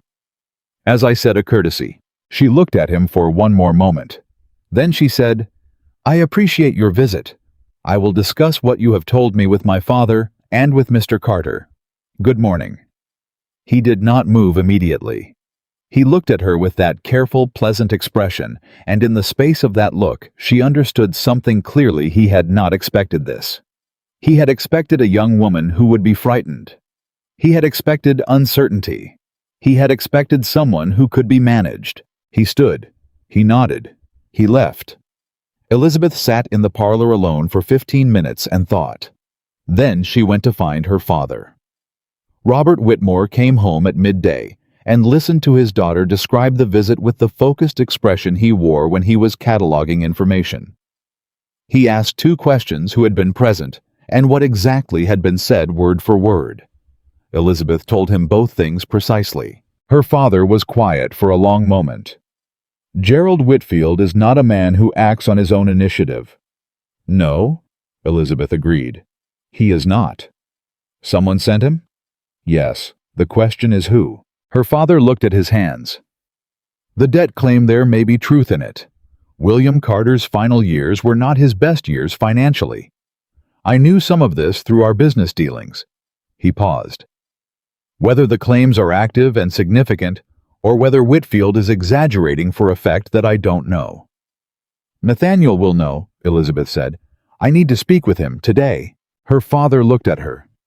"Elizabeth, if there are serious debts, if the financial situation at Grayfield is genuinely unstable, then I need to know that," she said clearly and completely. "Not to change my mind, Papa, to understand what I am walking into so I can walk into it with open eyes." She paused. The same way he walked into a courtship with me, knowing there would be consequences, I owe him the same honesty in return." Her father studied her for a long moment. Then he sent a note to Grayfield. Nathaniel arrived within the hour, and he looked at Elizabeth first before he looked at her father, which told her something she kept. She told him about Whitfield, precisely the same way she had told her father. She watched his face as she spoke. His expression did not collapse. It did not become defensive. What it became was very still in the way that things become still when they are being held under significant pressure. When she finished, he said, "How much did he tell you?" "Debts from your father's final years. Claims against Grayfield." He was vague about the amounts and specifics. Nathaniel was quiet. He looked at her father. He looked at Elizabeth. "I owe you the truth," he said. "Yes," Elizabeth said. "You do." And then he told them everything. His father, Nathaniel said, had borrowed money from two sources in the final 2 years of his life. The first was a Richmond bank documented known being serviced. The second was a private creditor, and the private creditor was the complication. The man had died 2 years after William Carter. The ownership of that debt had passed through the creditor's estate to a party that Nathaniel had spent 3 years trying to identify. 8 months ago, he had finally found the name. James Aldridge, Thomas Aldridge's older brother, the firstborn son of the family that Caroline had married into. Elizabeth heard the name and felt something cold move through her. Not panic, but the specific chill of understanding arriving all at once. "He bought your father's debt," her father said slowly, 3 years ago, through an intermediary. Nathaniel's voice was controlled, but she could hear what was underneath it, the way you hear a current beneath still water. "Which is why it took me so long to find him. He has made no move on it. He has not called it in. He has simply held it." "Waiting," Elizabeth said. "Yes." "Waiting for what?" She looked at him directly. "Nathaniel, what does James Aldridge want from you?" A pause, long enough to mean something. 3 years ago, Nathaniel said, "Before I went to your sister's wedding, before any of this, James Aldridge approached me about a land matter. There is a tract of property between Grayfield's southern boundary and land his family controls. He wanted it. He offered a price below value structured in a way designed to make refusal difficult." He paused. "I refused." "And then he bought your father's debt," Elizabeth said. "Yes." The sitting room was very quiet. Her father said very carefully, "The debt is legal. If he calls it in, you would be required to respond." "Yes." "Can Grayfield carry it?" "Not immediately, not in the form it currently exists. It would require selling assets." Nathaniel had not looked away from Elizabeth since he started speaking, or selling the land he wants. She understood. He was telling this to her specifically, not to her father, not to the room, to her. He was doing what he had promised to do from the beginning. "Why now?" she said. "Why is Whitfield here now, 11 days before the wedding?" "Because," Nathaniel said quietly, "he knows that 11 days before a wedding is when a woman is most likely to be frightened. And because he knows that if this becomes public before the wedding, the social damage will be significant." He paused. "He is using it as leverage. Against you or against me. Both of us. If you withdraw from the engagement, I lose the public standing the match has given me.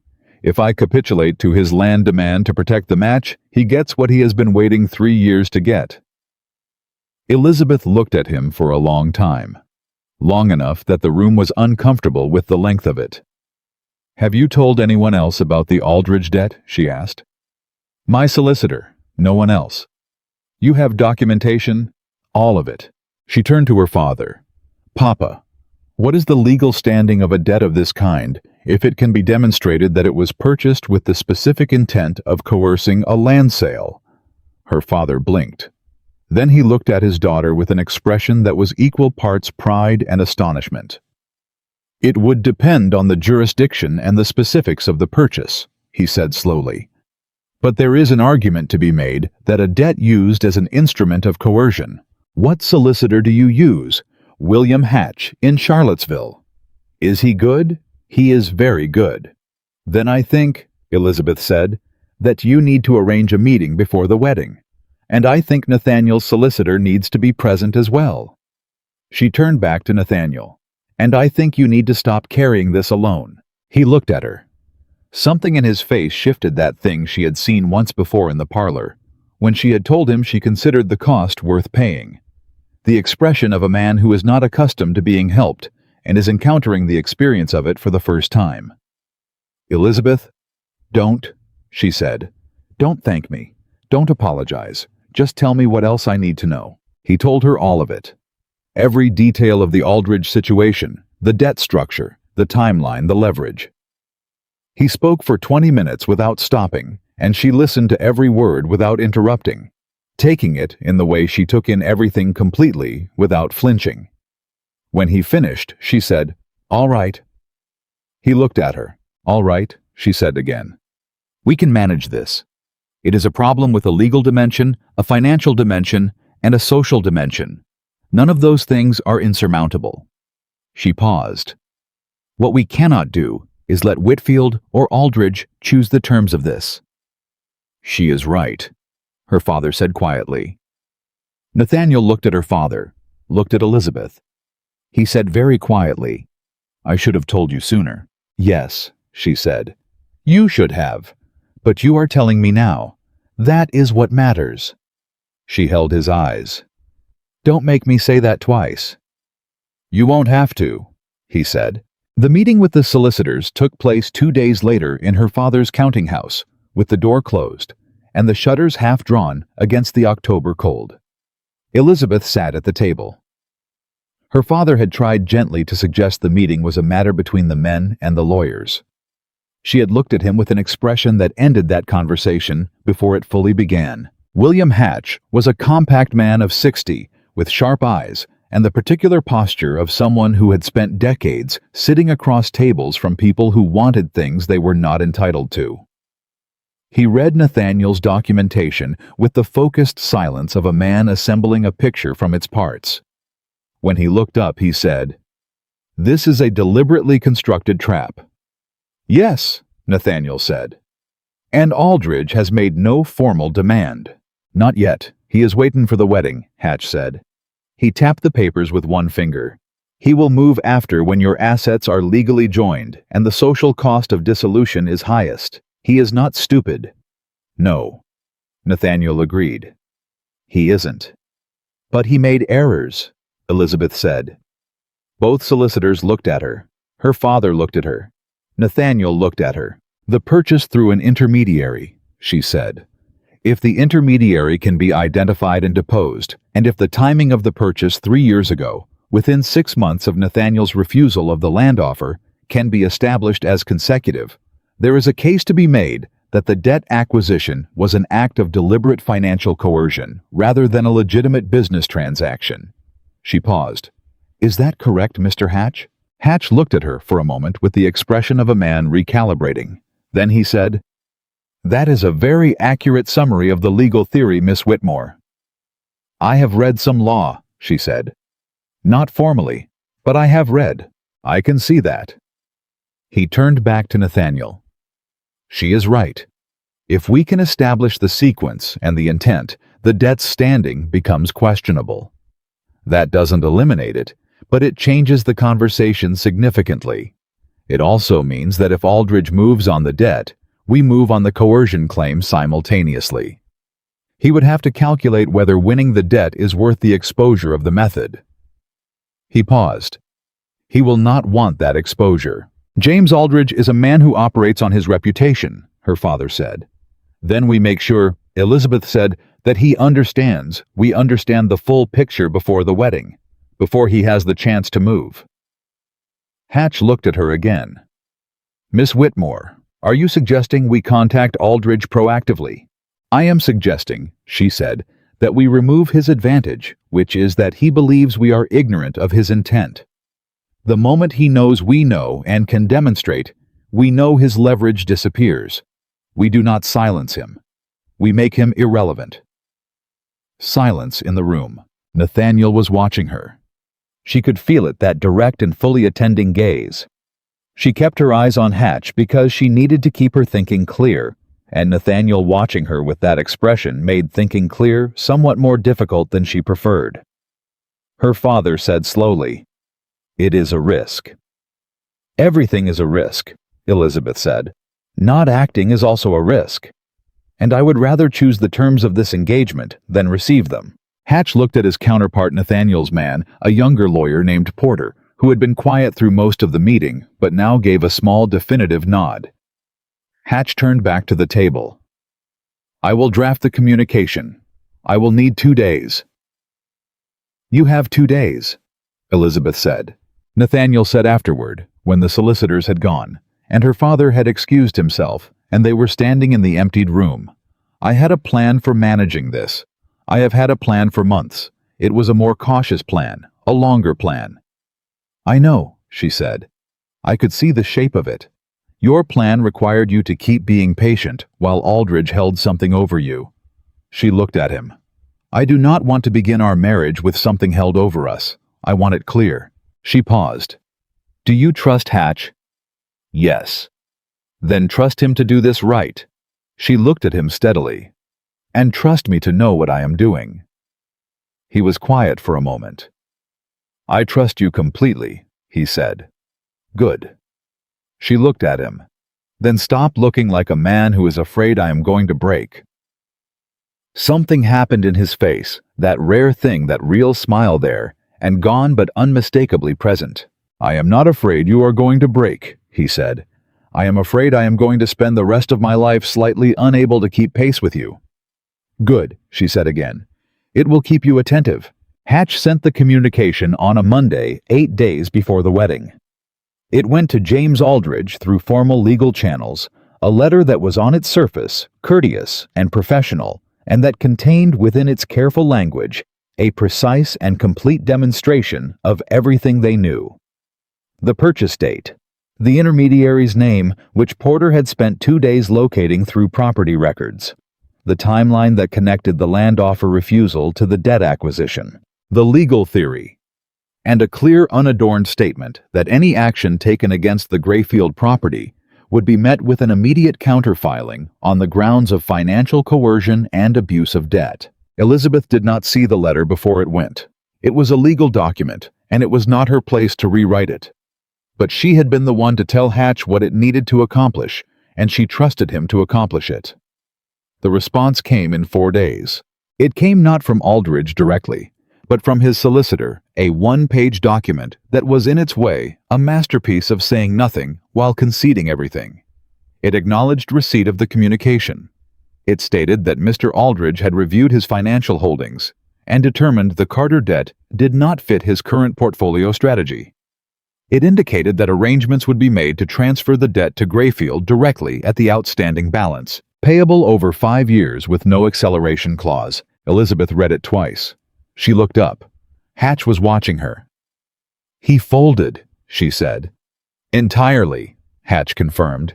"The debt is now yours to manage on your own terms." He paused. "I have been a solicitor for 35 years, Miss Whitmore. That letter took 4 days. A man who was going to fight takes considerably longer." He looked at her directly. "You read him correctly." She breathed in once. Let it out. She felt the weight lifting, not all at once, not dramatically, but steadily, like something heavy being put down by degrees. She went home and sat in her room and let herself feel the relief quietly, privately, the way she felt most things.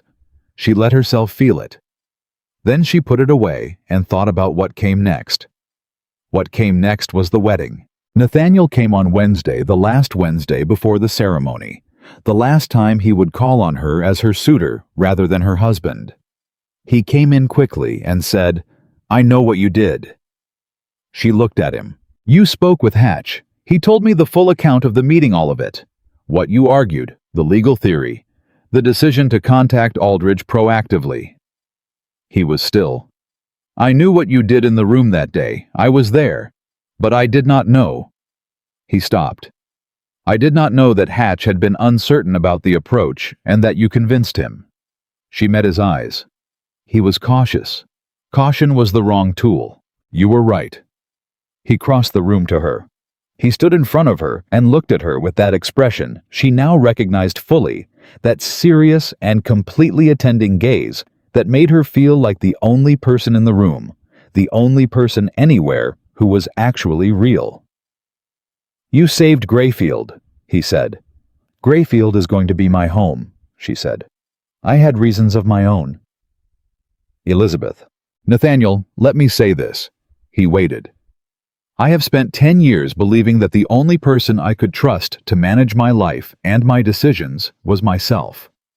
Not because the people around me were untrustworthy, because I had never met anyone I was certain would stand where I stood and see what I saw and choose to act on it. He paused. I have met that person now.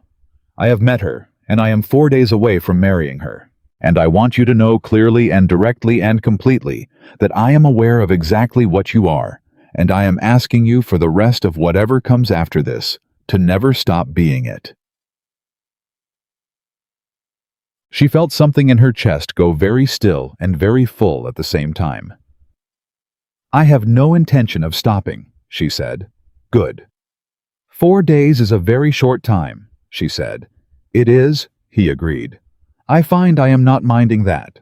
4 days later, on a cool November morning, with the Virginia hills gone gold and red around them, Elizabeth Ann Whitmore married Nathaniel Carter in the church on the hill in Charlottesville, in front of 47 people, with white flowers from the garden and no elaborate procession, and her father's hand on her arm, and her mother in the second pew, doing her very best not to cry, and doing it very badly.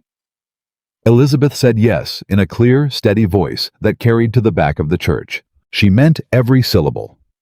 The first winter at Grayfield was nothing like Elizabeth had imagined, and everything like what she had actually prepared for. She had expected a period of adjustment, weeks or months of learning the specific rhythms of sharing a life, the morning habits, the evening silences, the small domestic negotiations that either build a household or erode one. What she had not imagined was how quickly it would feel like something she had always been doing. Not because there were no adjustments. There were. Nathaniel rose before dawn every morning, and she was not a woman who rose before dawn willingly. He kept his study in a state she could only describe as organized chaos, and resisted any intervention which she respected, even when she found it maddening.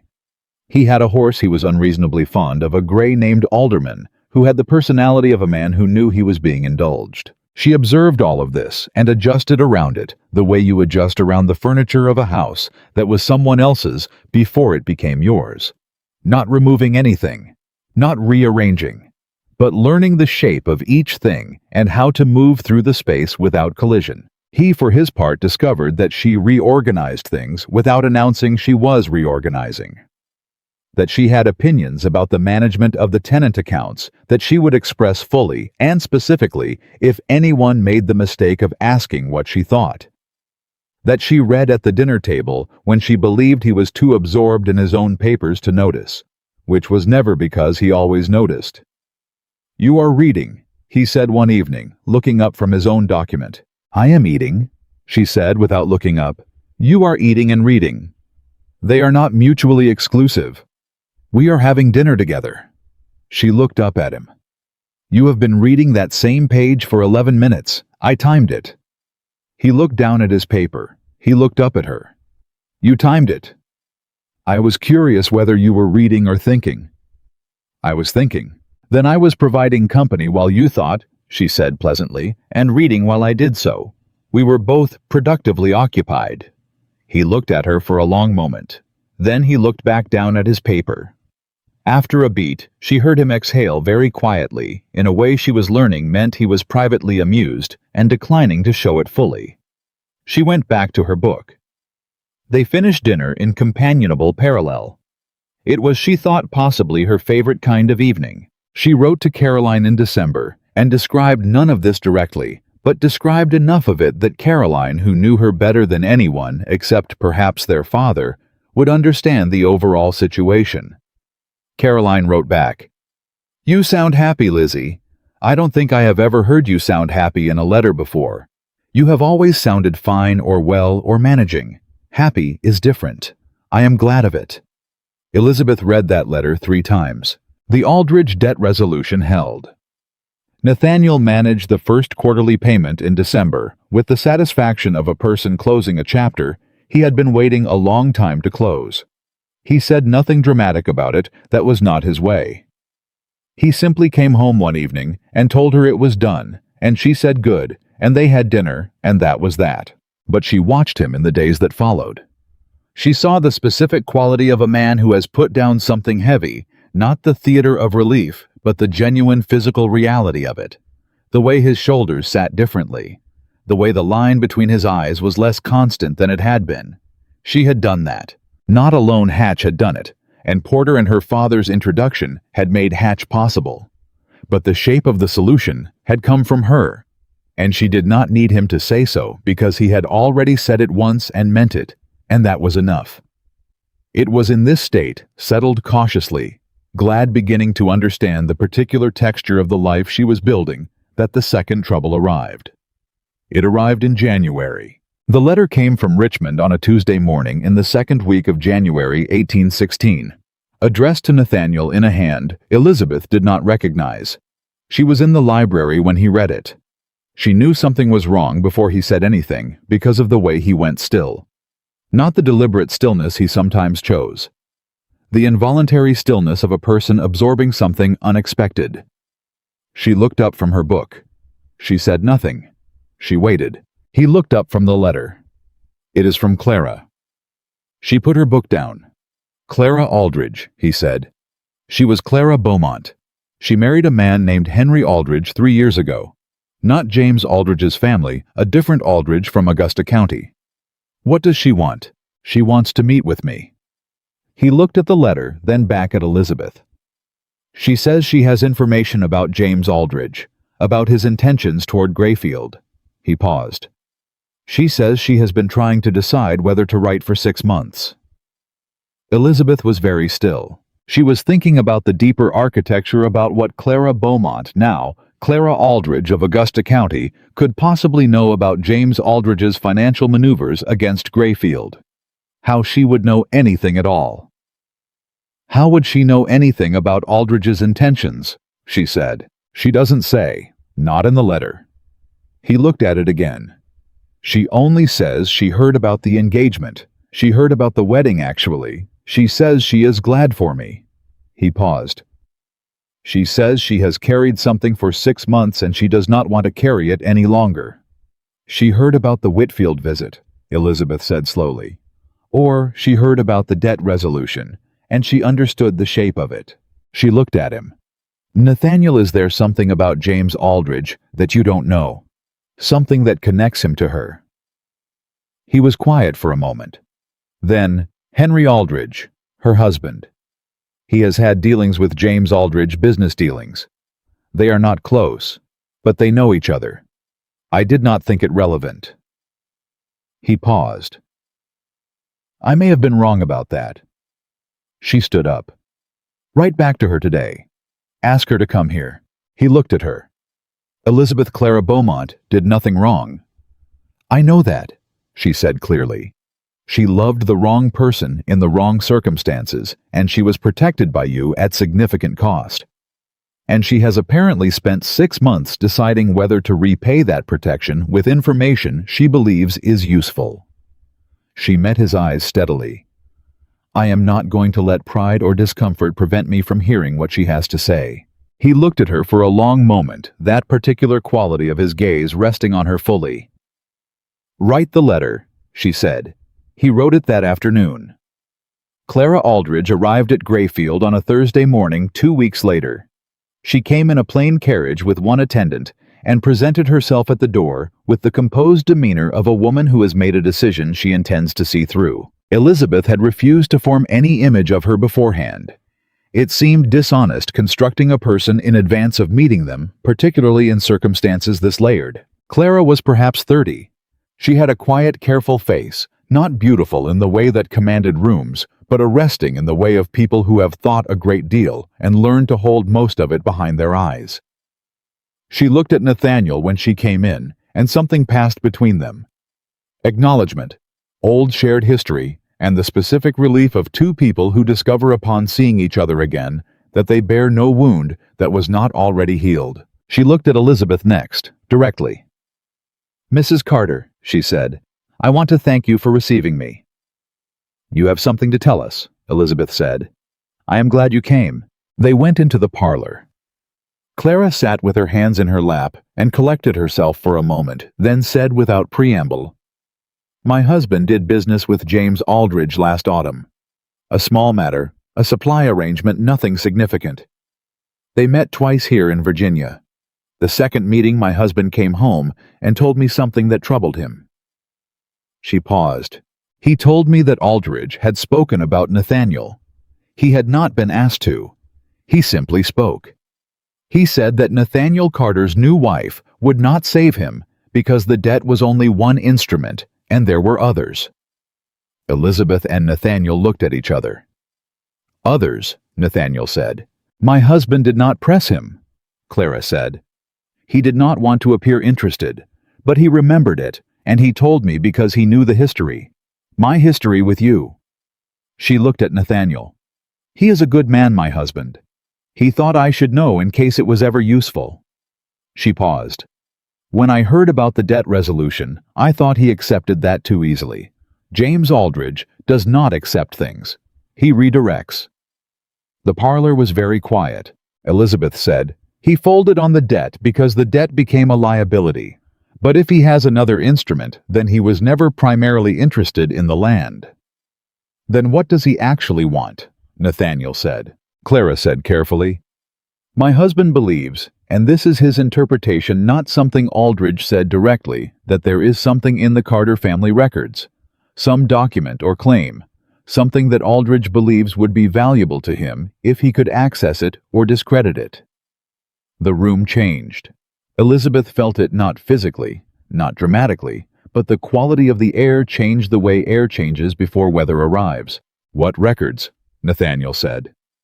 His voice was very quiet. "He didn't know," Clara said. Aldridge was vague, deliberately so. Nathaniel stood up. He excused himself from the room with the precise courtesy of a man who has excellent manners and is very disturbed. Elizabeth watched him go. She turned to Clara. "He will be all right," Elizabeth said. "I know," Clara said. "He always is. That has never been the question about him." She paused. "The question has always been whether he would let someone stand with him." She looked at Elizabeth directly. "It seems he has." "He has," Elizabeth said. Clara was quiet for a moment. Then she said, "I want you to know what he did 7 years ago. I have wanted to say this to someone for years, and I have not had the occasion. What he did was the most genuinely decent thing anyone has ever done for me. My husband knows the truth. My family does not, and probably never will. But I know, and I have never been able to properly—" She stopped. "You do not owe either of us an accounting," Elizabeth said. "I know I don't." Clara looked at her steadily. "I came because the debt I carry to him is not a financial one, and I found an opportunity to pay something toward it." She paused. "I hope it helps." "It does," Elizabeth said. "Considerably." Nathaniel came back into the room 10 minutes later. He had the look of a man who has taken a difficult feeling somewhere private and held it there long enough to function. "Thank you for coming," he said to Clara. "Take care of yourself, Nathaniel," she said. Not sentimentally, simply. "I have help with that now," he said. He looked at Elizabeth when he said it. Clara left an hour later. Elizabeth stood with Nathaniel in the hall and waited until the carriage sound had faded down the road. Then she said, "The library." "Yes," he said. "Your father's journals." "Yes," he said again, more quietly. "Is there something in them?" He was silent for a moment. "I don't know. I have not read them. I told you I was not ready." He paused. "I think I need to be ready now." She took his hand. He looked down at it, her hand in his, and then He looked up at her. "Together," she said. He held her hand. "Together," he said. They read the journals that evening, starting from the last volume, the most recent, the one covering the final 2 years of William Carter's life. Elizabeth sat beside Nathaniel at the library table with the lamp between them, and they read in turns, passing the pages. William Carter was in the pages of his journal, more complicated than his reputation. He had been a man of significant capability who had developed in his later years a conviction not based in reality that the Carter family's position in the county was declining, that younger and more aggressive men were overtaking them, and that he needed to act boldly to prevent it. The investments were that boldness. They were also read from a decade's distance, obviously unwise. And then, in the entry dated March of 1812, Elizabeth found it. She read it twice silently before she said anything. She needed to be sure she understood what she was reading. "Nathaniel." He looked up. She turned the journal so he could see the page. She pointed. He read it. She watched his face. He went still. His father had recorded in March of 1812 a meeting with James Aldrich. Not the James who had purchased the debt, but his father, the elder Aldrich, now dead. The meeting had been about a boundary dispute, one that predated Nathaniel's ownership of Grayfield by years. The elder Aldrich had claimed that a portion of the southern tract of Grayfield, the exact tract his son James now wanted, had been improperly included in the Carter deed at the original survey. William Carter had disagreed. He had noted in the journal that he believed the survey was accurate, but that he had not been able to locate the original survey documents to prove it. He had noted in his careful handwriting that the documents might be in the county recorder's office in Charlottesville, filed under a different family name because of how the original land had changed hands before the Carters acquired it. He had written in the margin, "Must follow this up." He had never followed it up. He had died 8 months later. Nathaniel read the entry 3 times. Then he looked up. "The survey documents," he said. "They may still be there," Elizabeth said. "In the recorder's office. If they were never retrieved, they would prove the boundary definitively." "Yes. And they would also prove that Aldrich, the son James, knows this claim is false, because his father knew it was false, because his father sat across a table from your father in 1812 and was told the same thing." She paused. "James Aldrich is not pursuing a legitimate boundary question. He is pursuing his father's discredited one, hoping the documents that discredit it have never been found." Nathaniel stood up. He walked to the window. He stood there with his back to her. She gave him 3 minutes. She understood that this was not simple.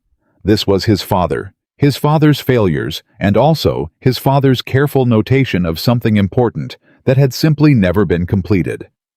It was grief and gratitude arriving at the same time, which was one of the more difficult emotional combinations a person could receive. "Nathaniel," she said quietly. He turned. "Your father wrote it down," she said. "He kept the record. He knew it mattered even when he couldn't follow it up." She paused. "That is not failure. That is a man who understood more than he had time to act on." Nathaniel looked at her across the library. Something in his face raw and grateful, and not quite under control. "I need to go to Charlottesville tomorrow morning," he said. "I know," she said. "I am coming with you." "Elizabeth." "I found it," she said simply. "I am coming." He did not argue. The county recorder's office smelled of old paper and cold mornings and the specific density of accumulated official record. The recorder, a man named Aldous Webb, 70, if he was a day, had been keeping the county's documents since before Nathaniel was born. He greeted them with the unhurried competence of a man who understood that records outlasted everything else. Elizabeth explained what they were looking for. She had made notes the night before the approximate date range, the original family name under which the land had been held before the Carters, the general location of the tract. She laid the notes on Webb's counter, and he read them with the focused attention of a man who speaks the language of documentation as a native tongue. He went into the back room. He was gone 23 minutes. Elizabeth counted. He came back carrying a flat leather folder, worn at the edges, tied with a string that had not been untied in a considerable number of years. He set it on the counter. She untied the string herself. Her hands were steady. She was not feeling steady, but her hands were.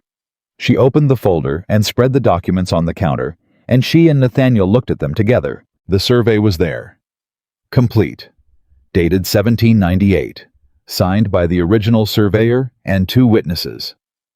The boundary line was drawn with the precision of a man who had measured carefully and recorded exactly what he found, and the line placed the southern tract fully unambiguously within the property that would become Grayfield. There was also a letter attached to the survey, with a pin that had rusted to orange, a letter from the original landowner to the county recorder dated 1799, explaining the transfer of the property and specifically noting the boundary that had been established and the survey that confirmed it. Elizabeth read every word of both documents. Then she looked at Nathaniel. "It is definitive," she said. "Yes, James Aldridge cannot have seen this. If he had seen this, he would have known the claim was impossible before he started." "Or he saw it," Nathaniel said slowly, "and believed it had been lost, or destroyed, or overlooked. Our records at Grayfield do not reference this survey specifically. My father's note said he couldn't find the original documents. Aldridge may have assumed they no longer existed." "He assumed wrong," Elizabeth said. She looked at Webb, who was standing at a respectful distance with the expression of a man who has long understood that the documents he keeps have consequences and is entirely comfortable with that fact. "Mr. Webb," she said, "we need certified copies of these documents, as many as you are able to produce." "I can have them for you by tomorrow morning," he said. "This afternoon would be better," she said. He looked at her. Then, "This afternoon." They waited. They sat in the outer room on a bench that was not comfortable and was not intended to be. Nathaniel sat beside her and said nothing for a long time, and she let him say nothing because she understood that he was doing the thing he did with difficult feelings, taking them somewhere private, holding them at a manageable distance. After a while he said, "My father would have sorted this." "Your father did sort it," she said. "He wrote it down. He preserved the information even when he couldn't follow through." She looked at him. "You sorted it tonight. The 2 of you sorted it together, 11 years apart." He was quiet. "That is not nothing, Nathaniel." "No," he said after a moment. "It isn't." The copies were ready by 4 o'clock. They rode home in the last of the January light, and Elizabeth held the leather satchel with the certified copies in her lap, and she felt the weight of the documents inside it, not heavy in itself, but heavy with what it meant. With the years it closed, with the record of a careful man and his careful son, and the woman who had gone with him to retrieve what was his. Hatch received the documents the following day. He spent 1 hour reviewing them, then sent a letter to James Aldridge's solicitor that was in Elizabeth's estimation, when Hatch read it aloud to her, a model of precision. It stated the facts. It attached the certified copies. It noted that the Carter family had now established through official county records the definitive boundary of the Grayfield property, and that any claim to the contrary was unsupported by the historical survey documentation and would be contested accordingly. The response when it came 5 days later was silence. Not the silence of a man planning a countermove, the silence of a man who had nothing left to say. Hatch confirmed it Aldridge had withdrawn. Not formally, not with any admission of what he had been doing, but withdrawn in the way that men withdrew when they understood that the game was over and continuing would only cost them more. He would not pursue the land. He would not pursue the debt. He had run out of leverage. Nathaniel read Hatch's letter at the breakfast table on a Thursday morning and put it down and sat for a moment without speaking. Elizabeth watched him. He looked up. "It is done." "It is done," she agreed. "You found the journal entry," he said. "You would have found it," she said, "when you were ready." "You made me ready," he said simply. She looked at him across the breakfast table. This man she had known for 8 months, this serious and careful and genuinely decent man, who had spent a decade carrying things alone, and who had spent the past months learning incrementally that carrying things alone was a choice and not a requirement. "That is what I am here for," she said. "That is not all you are here for," he said. "No," she agreed. "It isn't, but it is part of it." She picked up her tea. "Eat your breakfast, Nathaniel. You look like a man who has not been sleeping enough." "I have not been sleeping enough," he said. "Then eat and then sleep. The crisis is resolved. You are allowed to rest." He looked at her. Something moved across his face. Not the almost smile, not the rare full smile, but something quieter and more permanent than either. Something that did not need to be named because it was simply plainly there. "You are going to spend the rest of our lives telling me to eat and sleep," he said. "Someone has to," she said. "You are constitutionally opposed to both when under pressure. I am not opposed. You ate half a meal for 4 consecutive days last week, and you were in the study past midnight on Tuesday." "I was thinking." "You can think after you have eaten and slept," she said. "The thinking will be better." He looked at her for another moment. He said, "I am deeply grateful I went to that wedding." "I know," she said. "Are you going to let me say it properly?" "You just said it properly." "Elizabeth." She set down her tea. She looked at him across the table. She let the moment be what it was, not performing it, not rushing through it, but sitting inside it, the way she had learned to sit inside things that were too full to manage with ordinary speed. She said, "So am I, Nathaniel. So am I."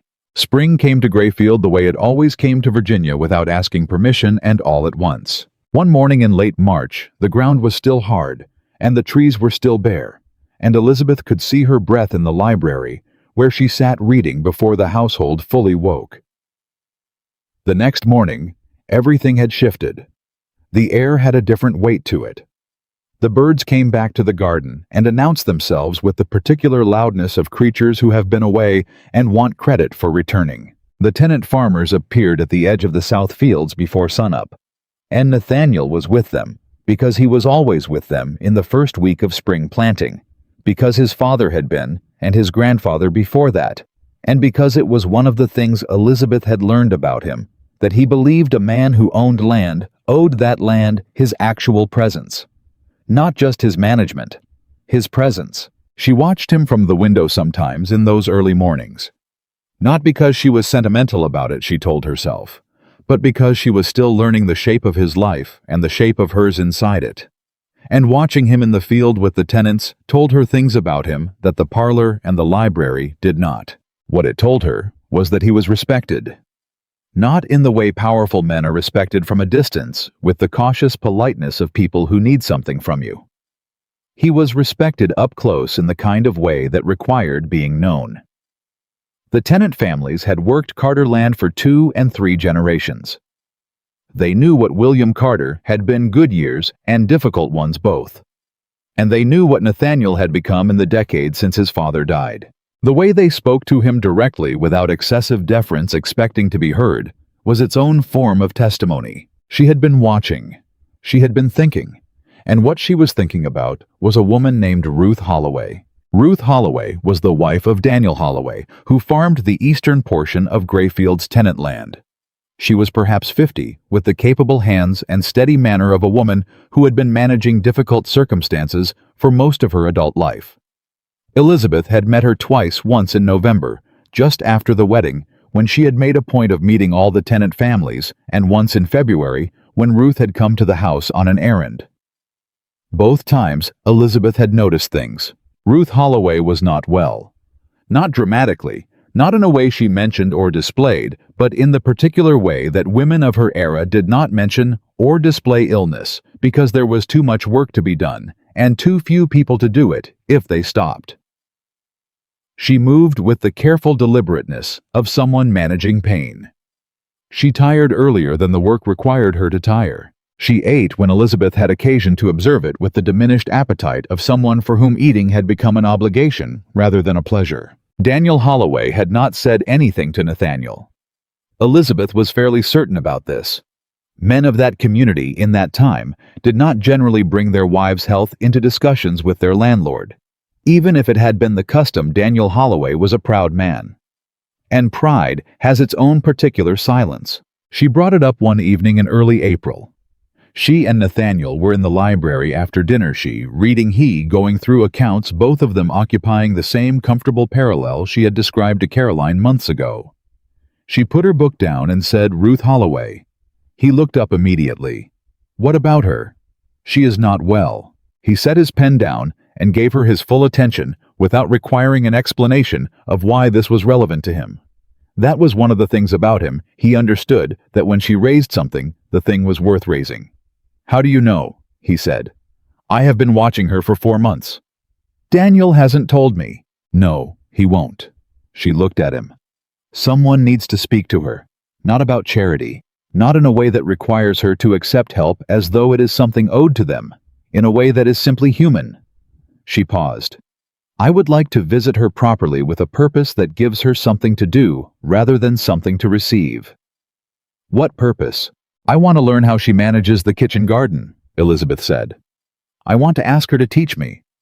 Grayfield's kitchen garden has been maintained without a particular system since your housekeeper retired last autumn, and I am genuinely ignorant of how to correct that.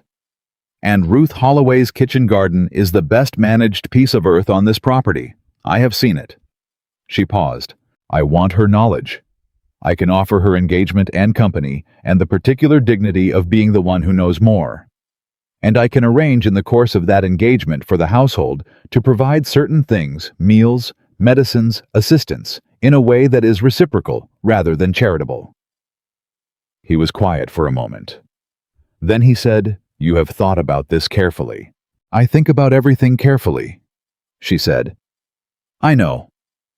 Something moved across his face. "Go tomorrow if you like.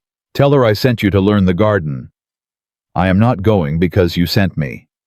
"I know that too," he said. "But it will be easier for Daniel if he believes I asked." She considered that.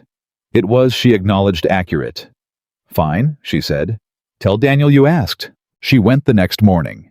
Ruth Holloway received her in the kitchen of the Holloway house with the contained surprise of a woman who had not expected to be visited by the mistress of Grayfield, and was rapidly reorganizing her understanding of the situation. Elizabeth sat at the kitchen table and said she had heard the Holloway garden was the finest on the property, and that she was in ignorance of how to manage one properly, and that she would be grateful for instruction.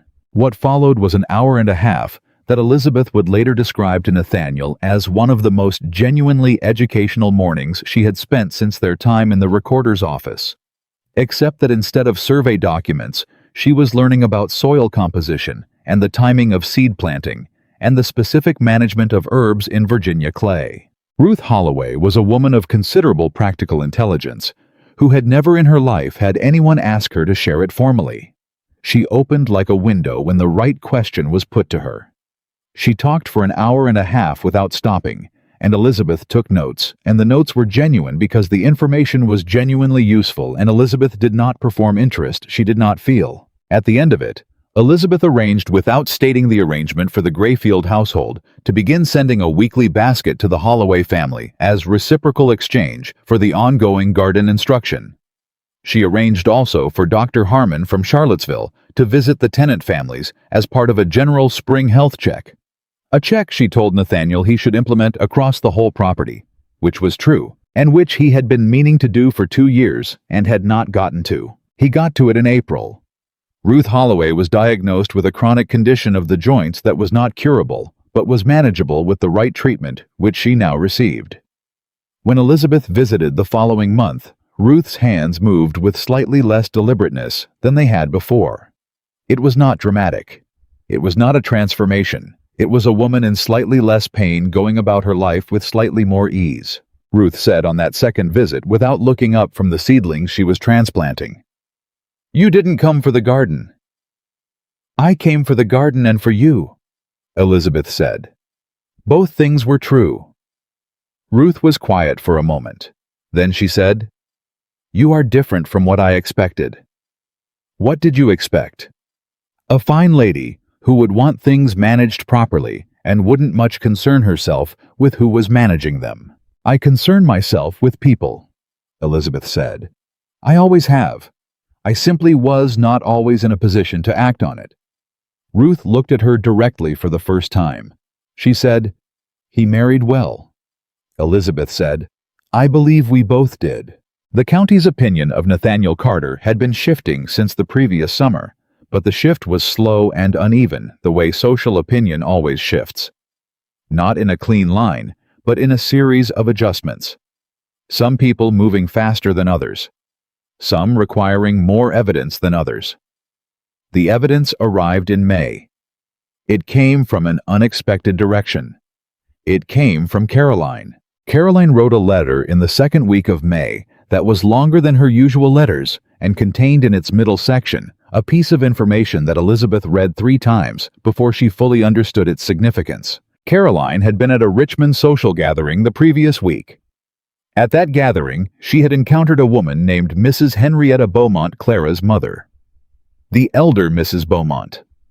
The woman who, by the story is generally understood, had every reason to be the bitterest of Nathaniel Carter's accusers. According to Caroline, Mrs. Beaumont had said in a context that appeared to be entirely unprompted, "I understand Nathaniel Carter has married. I am glad for him. He was never the man he was made out to be, and I have long known it, though it was not my place to say so." Caroline had written Lizzie, "I do not know what that means exactly, but I thought you would want to know." Elizabeth read the letter at the breakfast table. She set it down. She looked at Nathaniel, who was on his second cup of coffee and reading something about crop rotation that he had been reading at intervals for 3 weeks. She said, "Nathaniel." He looked up. She handed him the letter and watched him read it. She watched his face with the careful attention she had been giving his face for almost a year now, and she saw what happened in it when he reached the relevant passage, that particular stillness, and then something releasing very slowly, like a knot that has been tied for so long, the rope has taken the shape of it. He set the letter down. He did not say anything for a moment. "She knew," she said quietly. "She must have asked Clara. At some point Clara must have told her, or Clara's happiness told her." "Some mothers know their children well enough that they do not need to be told directly," Elizabeth said. He was quiet. He looked at the table. He looked at the letter. He looked at his hands. 7 years, Nathaniel." "Yes." "It is done now." "It is done." He looked up at her. His eyes held something she did not see often, not because he did not feel things deeply, but because he had spent so many years keeping deep feeling at a private distance. "I did not realize how much I was still carrying it," he said. "I know," she said. "I have been watching you carry it." "You never said." "I was waiting for you to be ready to put it down." She looked at him steadily. "Are you ready?" He breathed in.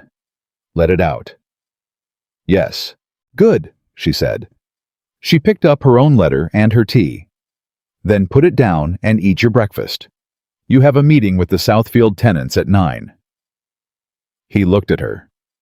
That rare, full thing, the real smile, not the almost, not the suggestion, but the actual, crossed his face and stayed longer than it usually did. "You are the most relentlessly practical person I have ever met," he said. "Yes," she agreed. "That is why you married me." "That is one reason," he said. "Eat," she said. He ate.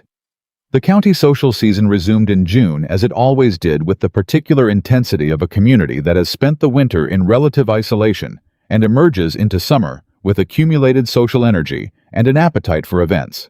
There were dinners and gatherings and the kind of informal assemblies that were not formally organized but happened because enough people decided simultaneously that it was time. Elizabeth attended these things as she had always attended them, with attention and without illusion. But attending them as Elizabeth Carter was different from attending them as Elizabeth Whitmore. Not only because of the name or the position, it was different because she was not sitting in corners anymore. Not because corners were no longer available, because she had stopped requiring the corner's protection.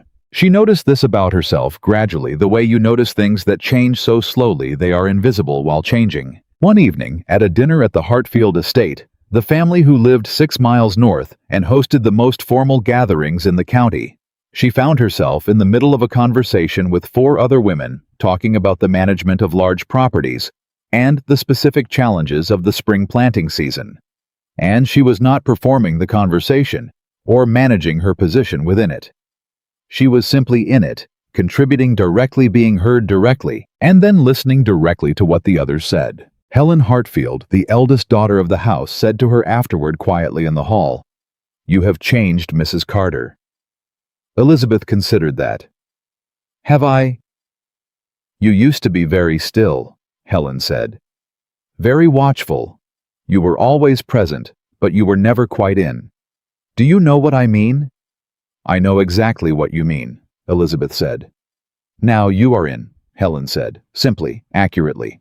Elizabeth thought about that on the ride home with Nathaniel beside her in the carriage, asking what she was thinking, because he had learned that when she was quiet for more than 10 minutes, she was thinking about something specific. "Helen Hartfield told me I have changed," she said. "You have," he said. She looked at him. "You could have disagreed." "I try not to say things that aren't true. How have I changed according to you?" He was quiet for a moment, giving it the actual thought it deserved, rather than reaching for a flattering quick answer. She appreciated that. She had always appreciated that. "When I met you," he said, "you were the most self-contained person I had ever sat across from. You held everything inside a very tight boundary. Not because you were cold, I understood immediately that you were not cold, but because you had learned that the boundary was necessary, that without it, things got taken from you." He paused. "The boundary is still there, but it is not as structural as it was. You hold it differently. You can put it down when you choose to, rather than maintaining it because you are afraid of what happens if you don't." She sat with that for a moment. The carriage moved through the June dark. "You saw all of that at the wedding," she said. "Not all of it," he said. "The outline of it. The rest I have been learning." "What did you see at the wedding specifically?" "A woman," he said, "who was the most awake person in a room full of sleeping people. A woman who was watching everything with complete clarity and had made the decision, which was a rational decision given her circumstances, that none of it was for her." He paused. "And I thought that is wrong. Whatever has taught her that it is wrong. And I wanted to say so." He looked at her in the dark of the carriage. "I was not sure I had the right to say so. But I went over anyway." "I am glad you did," she said. "I know," he said. She looked out the carriage window at the dark Virginia countryside going past.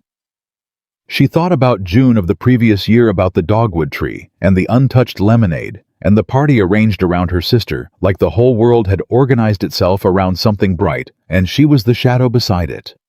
She thought about Nathaniel Carter crossing a garden. "I used to think that being overlooked was simply my nature," she said. "The way some people are cold by nature or restless by nature. I thought it was mine." She paused. "I understand now that it was a thing done to me, not a thing I was. And I understand the difference because I have spent a year being seen by someone who was quite deliberate about it." She looked at him. "You were deliberate about it?" "Yes," he said. "I was." "Why?" she said. "You have said pieces of it. I want the whole of it." He was quiet for a moment. The carriage hit a rough patch and steadied again. "Because I have spent 10 years being misread," he said. "Being seen as the man the story said I was, rather than the man I actually was. And I know what that costs. I know what it costs to be reduced to a version of yourself that other people find easier to manage." He paused. "I recognized it in you immediately. Not the same situation, different circumstances, different kind of erasing, but the same fundamental experience of being assigned a role that had nothing to do with who you actually were." He looked at her.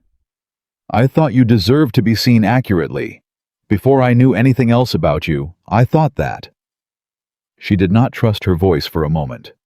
She looked at the window and breathed once, and then looked back at him. "Nathaniel," she said, "that is the most you have ever said at one time about something that was not property management or legal documentation." He looked at her. That expression, the complicated one, the real one, the one that was not for public consumption. "You asked," he said. I will remember to ask more often, she said. He reached across in the dark carriage and took her hand. Just that. Her hand in his, solid and warm and certain. She held it. They rode the rest of the way home in the particular silence that has nothing missing from it. The twist arrived in July the way the worst things arrive quietly through a door that had appeared to be closed. A letter came for Elizabeth. Not for Nathaniel. For Elizabeth, addressed in a hand she did not recognize, postmarked from Augusta County. She opened it at the writing table in the library and read it, and felt the cold move through her before she understood fully what she was reading. The letter was from Henry Aldridge, Clara's husband. He wrote formally and briefly. He wrote that he was sorry to trouble her, that he had not known whether to write, that he had consulted Clara before writing, and Clara had said the decision was his. He wrote that something had occurred in the past month that he believed the Carters needed to know. James Aldridge had not in fact retreated. He had redirected. Henry Aldridge had learned through a conversation he had not been intended to overhear at a business meeting in Richmond in June that James Aldridge was pursuing a different approach. Not to the land, not to the debt. He was building a case through carefully placed accounts to specific people in the county that the boundary survey documents Elizabeth had retrieved from the recorder's office were not authentic. That they had been found with suspicious convenience. That a woman known for her intelligence and her ambition had perhaps known exactly how to locate a document that could be made to appear to say what her husband needed it to say. He was not accusing her of forgery directly. He was not doing anything so actionable as that. He was simply asking questions in the particular spaces where questions spread. Was it not interesting that the documents had never been found before? Was it not remarkable that a new wife who had studied law informally, as was said, but still had located in one visit what a decade of ownership had not uncovered? Was it not worth considering? Elizabeth put the letter down. She sat for a moment in the silence of the library, and she felt a specific kind of anger. Not the hot, reactive anger of surprise, but the cold, clear anger of someone who has been careful and thorough and right, and is being accused of exactly those things, as if they were evidence of wrongdoing. She picked up the letter and went to find Nathaniel. He was in the South Field. She went to him there, which she did not usually do, and when he saw her face, he came to her immediately. She handed him the letter without speaking. He read it. He looked up. His expression was the one she had learned to read as the controlled surface of something considerably hotter underneath. "He is attacking you," he said. "He is attacking the documents through me," she said. "Which is more useful to him because I am easier to discredit than a county recorder's archive." She paused. "He is not stupid." "No," Nathaniel said. His voice was very even in the way his voice was very even when he was angrier than the voice was showing. "He is not stupid. The question," she said, "is what we do about it." She had already been thinking about it for the 20 minutes it took to find Nathaniel, and the 2 minutes it took him to read the letter. "We do not defend the documents," she said. "Defending them requires us to argue with his version, which means his version gets equal space in the conversation." She looked at Nathaniel. "We prove the documents through him." He looked at her. "Explain." "The survey was conducted in 1798, she said. "The surveyor is dead, but surveyors have apprentices, and apprentices become surveyors, and sometimes keep records of the work they assisted on because that work is their professional credential." She paused. "I want to find whoever apprenticed under the man who conducted that survey. If they kept records, field notes, measurements, any documentation from the 1798 work, then the survey can be corroborated. Not just from the county archive, but from an independent professional source. That is not findable. That is not convenient. That is verifiable." Nathaniel was quiet for a long moment. Then he said, "How do we find them?" "Hatch will know," she said. "Surveyors in this region in 1798, it is a small professional community. Hatch will know who trained under whom." She paused. "And I want Aldous Webb from the recorder's office to provide a sworn statement about the condition of the documents when they were found. The string, the rust on the pin, the age of the folder, things that cannot be manufactured. She looked at him directly. We build a case so thoroughly corroborated that the question Aldridge is asking becomes unanswerable in his favor. We do not silence him. We make him irrelevant. Nathaniel looked at her for a long moment. She could see him thinking, not doubting, but following the logic to its ends and checking the structure of it. You had this ready before you found me, he said. I had most of it, she said. The field notes idea came to me while I was walking. Elizabeth. He stopped. He looked at her with an expression she had not seen before, something beyond the attending gaze. Something that was almost helpless in its fullness. I do not know what I did to deserve you. I have thought about it many times. I genuinely do not know. She looked at him. You crossed a garden, she said simply. That is what you did. You made a choice when it cost you nothing to walk the other direction. That is the entire accounting. She paused. Now write to Hatch today. He wrote to Hatch that afternoon. What followed was 3 weeks of quiet, thorough work. Hatch found the surveyor's apprentice within 4 days, a man named Gideon Morse, now in his 50s. A practicing surveyor in Fredericksburg who had apprenticed under the original surveyor in the 1790s and had kept with the meticulous habit of a man who had been well-trained field notes from every job he had ever assisted on, stored in an oilskin case in his office. He had the 1798 notes. They matched the county archive survey to the degree that they constituted independent professional corroboration of every measurement and every boundary line. Gideon Morse agreed without hesitation and with the particular satisfaction of a man being asked to defend careful work to provide a sworn statement. Aldous Webb provided his own statement about the condition of the documents, the exact rust pattern on the pin, the age and wear of the leather folder, the filing location that had remained undisturbed for 17 years. He wrote it with the precise language of a man who had spent 40 years testifying to what records showed and what they did not. Hatch assembled the package. He did not send it to James Aldridge. He sent it to 3 people, the county magistrate, the president of the local merchants association, and the rector of the Charlottesville church. 3 people who were not aligned with either the Carters or the Aldridges. 3 people who would read it and understand it, and whom others would ask when the question eventually surfaced, as questions in small counties always eventually surfaced. He sent it with a letter explaining clearly and without drama that the Carter family had become aware of questions being raised about the authenticity of certain historical documents and that they wished to ensure the correct information was available to those in positions of community trust. It was not a legal action. It was something more effective than a legal action. It was the truth placed precisely and irrefutably in the hands of the people most likely to be asked about it. James Aldridge's questions stopped within 2 weeks. Not because he was compelled to stop, because the questions had nowhere left to go. Every person he might have asked with any credibility had already received the answer before the question arrived. The county moved on to other things as counties do. In August, a year after the wedding, where everything began, Elizabeth received a letter from Margaret Beaumont. Not from the elder Mrs. Beaumont. That message had come through Caroline. This was from Margaret herself, Clara's younger sister. The one who had written the long and careful letter the previous September. The one Elizabeth had answered with a seed planted in difficult soil. The letter was short. Mrs. Carter, I have learned certain things this past year that have changed my understanding of the situation I wrote to you about. I was wrong about your husband. I was wrong about what happened 7 years ago.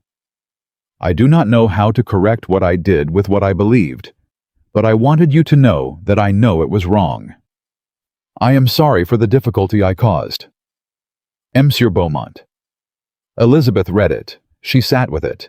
Then she went to the library where Nathaniel was reading.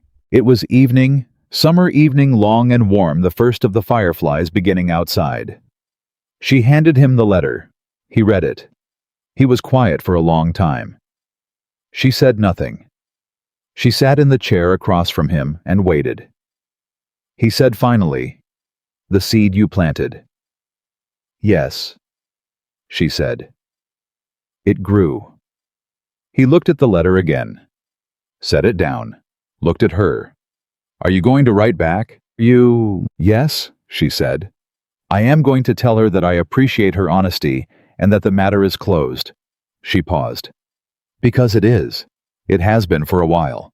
I just wanted her to have the chance to close her own part of it.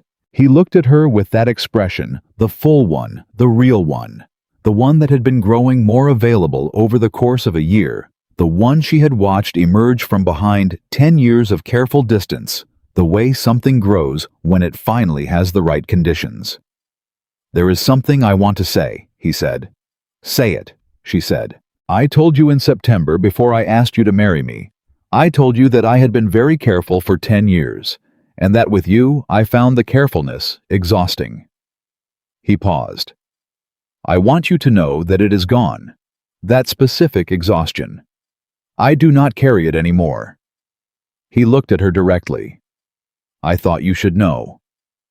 She felt something move through her chest, warm and certain, and without complication. I know, she said. I have been watching. I know you have. Nathaniel. Yes. Do you remember what you said to me at your sister's wedding? The thing that started everything. He was quiet for a moment. Then he said, Everyone in this room is performing something. You are the only person who is simply sitting. I was not simply sitting, she said. I was hiding. There is a difference. I know that now. I knew it then too, he said. I simply thought that if I put it the other way, it might feel less like an accusation. She looked at him. You were right. I usually am, he said, and there was something wry in his voice, now very small, like a door opening an inch.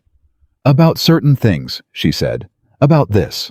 She looked at him across the library table, across the summer evening, across the year that had contained a wedding and a garden and a solicitor's office and a recorder's archive and a threat dissolved and a name cleared and a woman learning slowly and thoroughly that she was not invisible. She had simply been waiting in the particular patience of people who do not require approval to maintain their own character for the circumstances that would let her become fully herself. You were right to cross that garden, she said.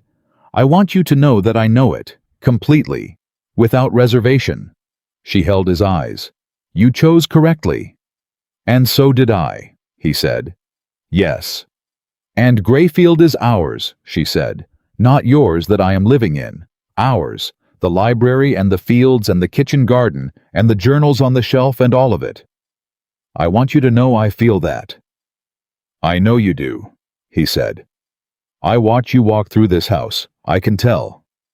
What can you tell? He said that you are home. She looked at him for a long moment. She thought about the corner at her sister's wedding. She thought about the untouched glass of lemonade. She thought about the specific quality of being 24 years old, and certain in the quiet and reasonable way she was certain about most things that she was not the kind of person things happened to, that she was the furniture of other people's stories, present unnoticed, useful in a modest way, but not chosen, never quite chosen. She thought about the man who had looked at her across a party and made a decision. Yes, she said. I am. She picked up her book. He picked up his. The fireflies were fully started outside, blinking in the summer dark with the cheerful indifference of things that exist only to be themselves. The library was warm and quiet and full of books that were no longer inherited decor, but a collection belonging to two people who read them and argued about them and read them again. She was home, not because the house was grand, not because the position was right, not because the match was suitable, or because anyone had decided she deserved it. She was home because she had looked at a man who was honest about what he was, and decided that honesty was worth more than safety. Because she had stood at a legal table and argued a position that was correct. Because she had gone to a recorder's office and retrieved what belonged to them. Because she had planted a seed in difficult soil and waited without certainty to see if it would grow. Because she had been from the beginning exactly who she was. And now in this house, in this marriage, in this life, she was fully herself. In every room, at every table, in every conversation that mattered, and every evening silence that mattered more. Not performing, not managing, Not sitting at the edge of someone else's story, watching the light fall on someone else's face. In it. Entirely, irrevocably in it. Which was, she thought, picking up her book in the lamplight, while the man she had chosen read quietly across from her, and the summer dark pressed warm against the windows of the house that was theirs. Not a small thing at all. It was everything. It had always been everything. The second year at Grayfield was different from the first, in ways Elizabeth had not anticipated and could not have predicted, because the first year had been, in its way, a year of proving. Proving the marriage was sound. Proving the estate was defensible. Proving that Elizabeth Whitmore Carter was not a woman who could be dismissed or managed or frightened into retreat. The second year was something else entirely. It was the year of simply living. She had not known until she experienced it how much energy she had spent her entire life in a state of readiness, braced for the next dismissal, the next overlooking, the next quiet demonstration that she was fine, but not chosen present, but not seen. That readiness had been so constant, so thoroughly woven into the fabric of how she moved through the world, that she had stopped noticing it the way you stop noticing a sound that never stops. The second year, it stopped. Not all at once, not dramatically, but somewhere between one October and the next, she realized she had gone 3 consecutive weeks without bracing for anything at all. That she had walked into a room full of people and simply walked in, not calculated her position, not identified the corners, not prepared herself for the particular invisibility she had always assumed was waiting for her. She told Nathaniel this one evening in November, when they were in the library, and the fire was going, and the first real cold of the season had settled into the bones of the house. "I have stopped bracing," she said. He looked up from his book. He knew immediately what she meant. She could tell by the way he set the book down without marking his page, which was what he did when something required his full attention. "When did you notice?" he said. 3 weeks ago. Though I think it happened before that. I simply noticed it 3 weeks ago." He was quiet for a moment.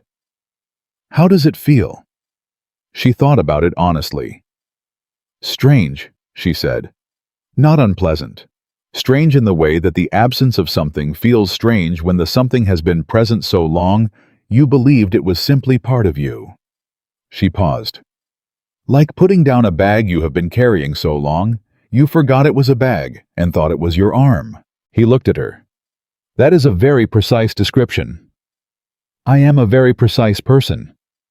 "I know," he said. And the way he said it, not with amusement, not with the faint condescension she had heard in that phrase from other people her entire life, but with the simple, unadorned warmth of a man who found the thing he was describing genuinely good, landed somewhere in her chest and stayed there. She picked up her book. He picked up his. The fire went on doing what fires do. It was, she thought, a very good evening. Caroline came to Grayfield in December. She had been asking to come since the summer, and Elizabeth had been not avoiding it, she told herself, but arranging the timing carefully.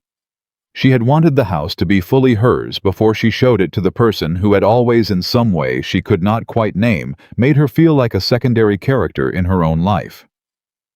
She wanted to be standing solidly on her own ground when Caroline arrived. She was standing solidly on it now.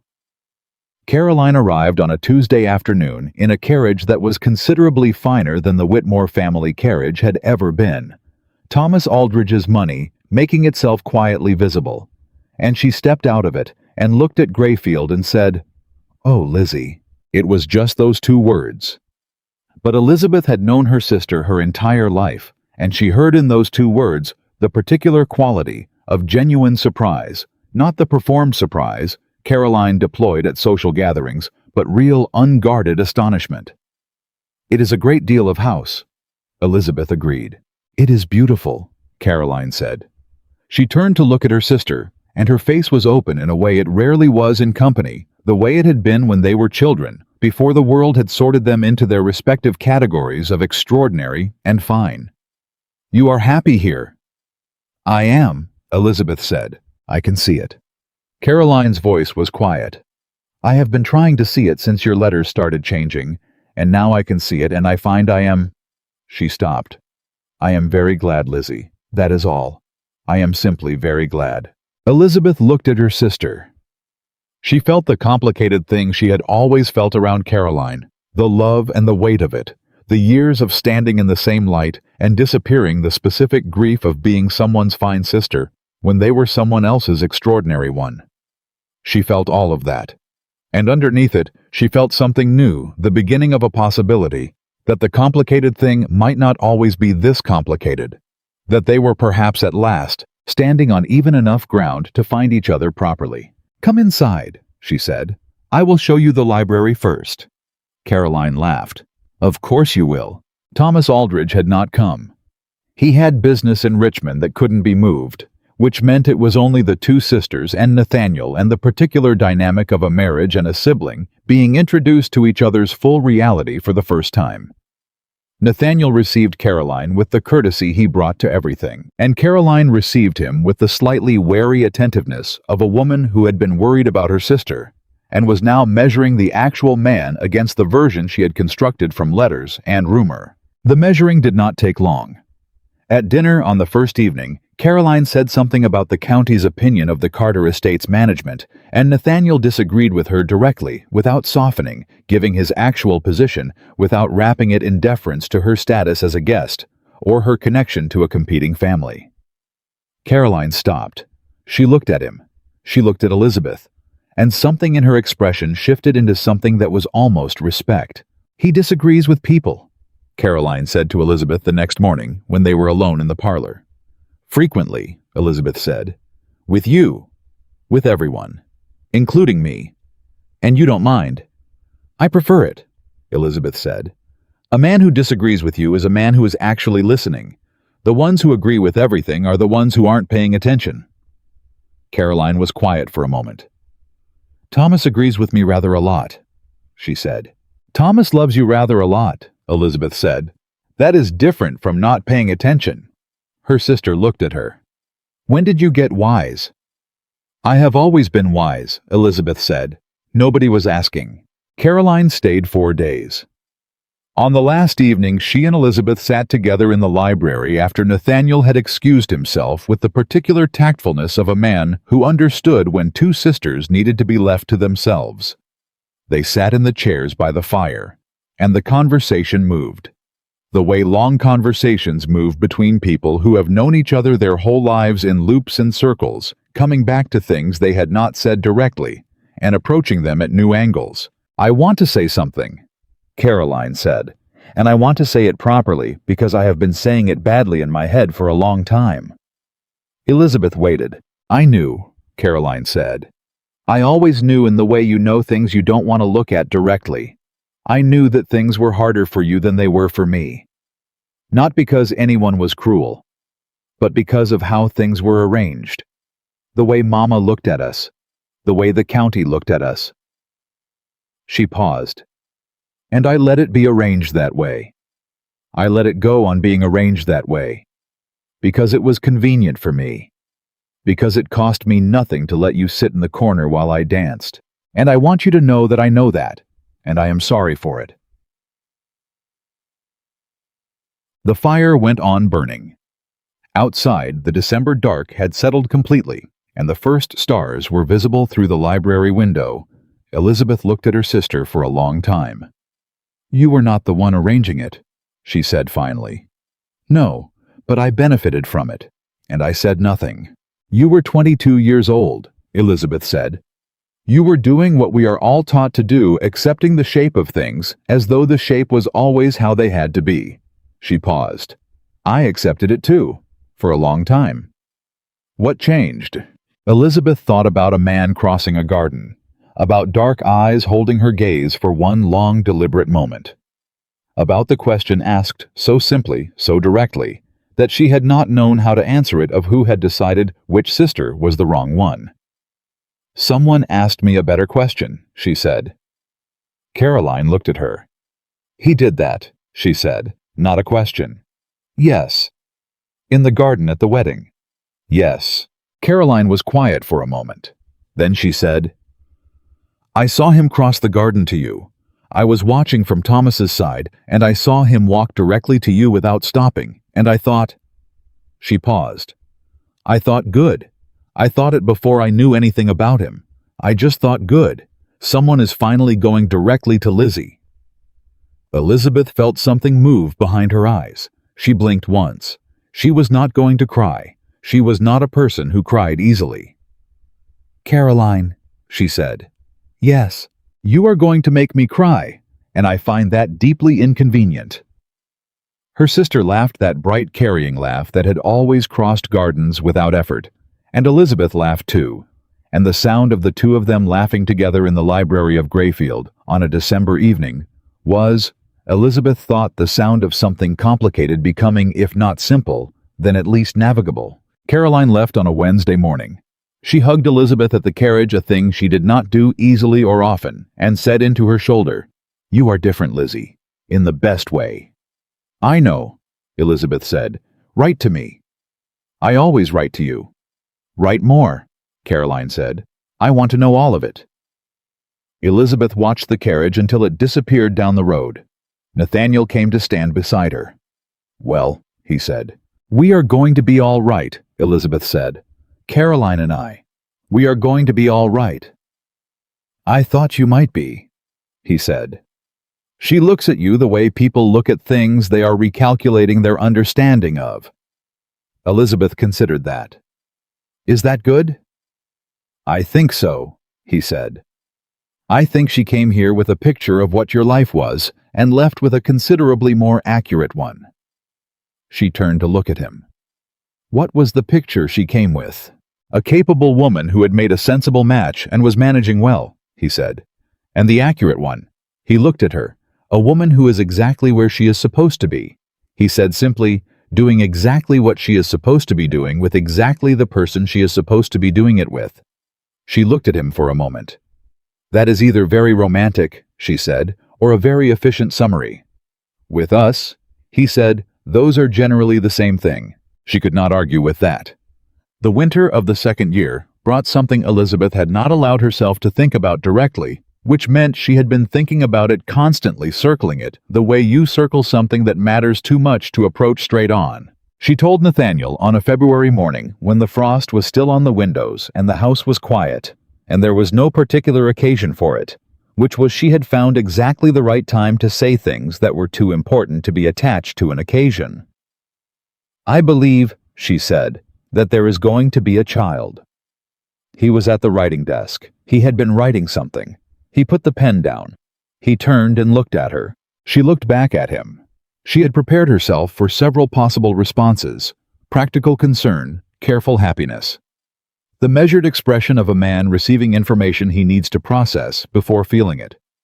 She had not prepared herself for what actually happened, which was that he simply looked at her for a long moment, with an expression she had never seen on his face before, unguarded in a way.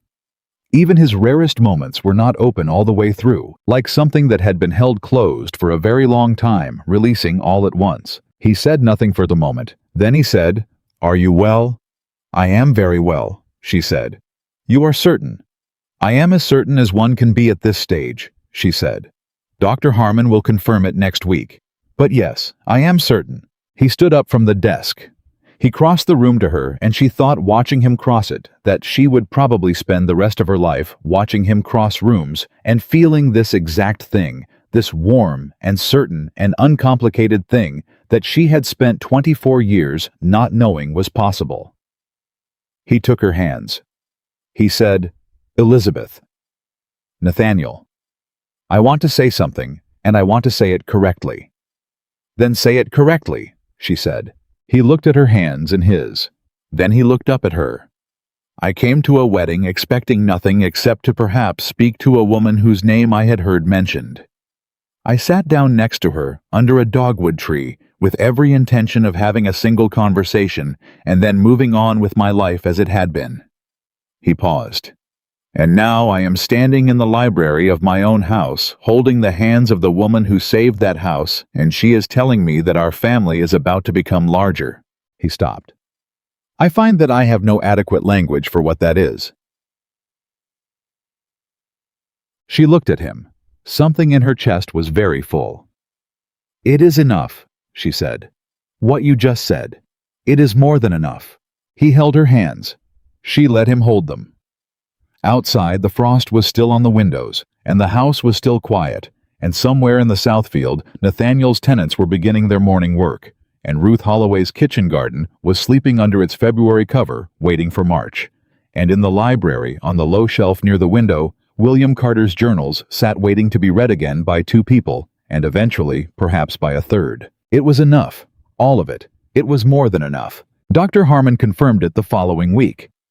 Elizabeth's mother, informed by letter, wrote back in a handwriting that was less precise than usual, which Elizabeth recognized as the evidence of a woman writing quickly because she could not wait, and whose letter said, among other things, "I am more glad than I can write. Lizzie, and I find I cannot write much because I keep stopping. Your father says to tell you he is pleased, and then went and sat in his study for a long time, which you know means he is very pleased indeed." Elizabeth read the letter twice. She handed it to Nathaniel. He read it and said, "Your father went to his study." "That means he is very pleased," she said. "I know," he said. "I have learned to read your father." "You have become quite good at it." "I had an excellent teacher," he said. She looked at him. "Don't be charming. It is February, and I am tired, and I do not have the energy to respond to charm appropriately." "Noted," he said. He did not look at all deterred. The spring of the second year arrived with the same disregard for human scheduling that it always had, and brought with it the specific busyness of Grayfield, in planting season, layered over the specific busyness of a household preparing for a change it had never experienced before.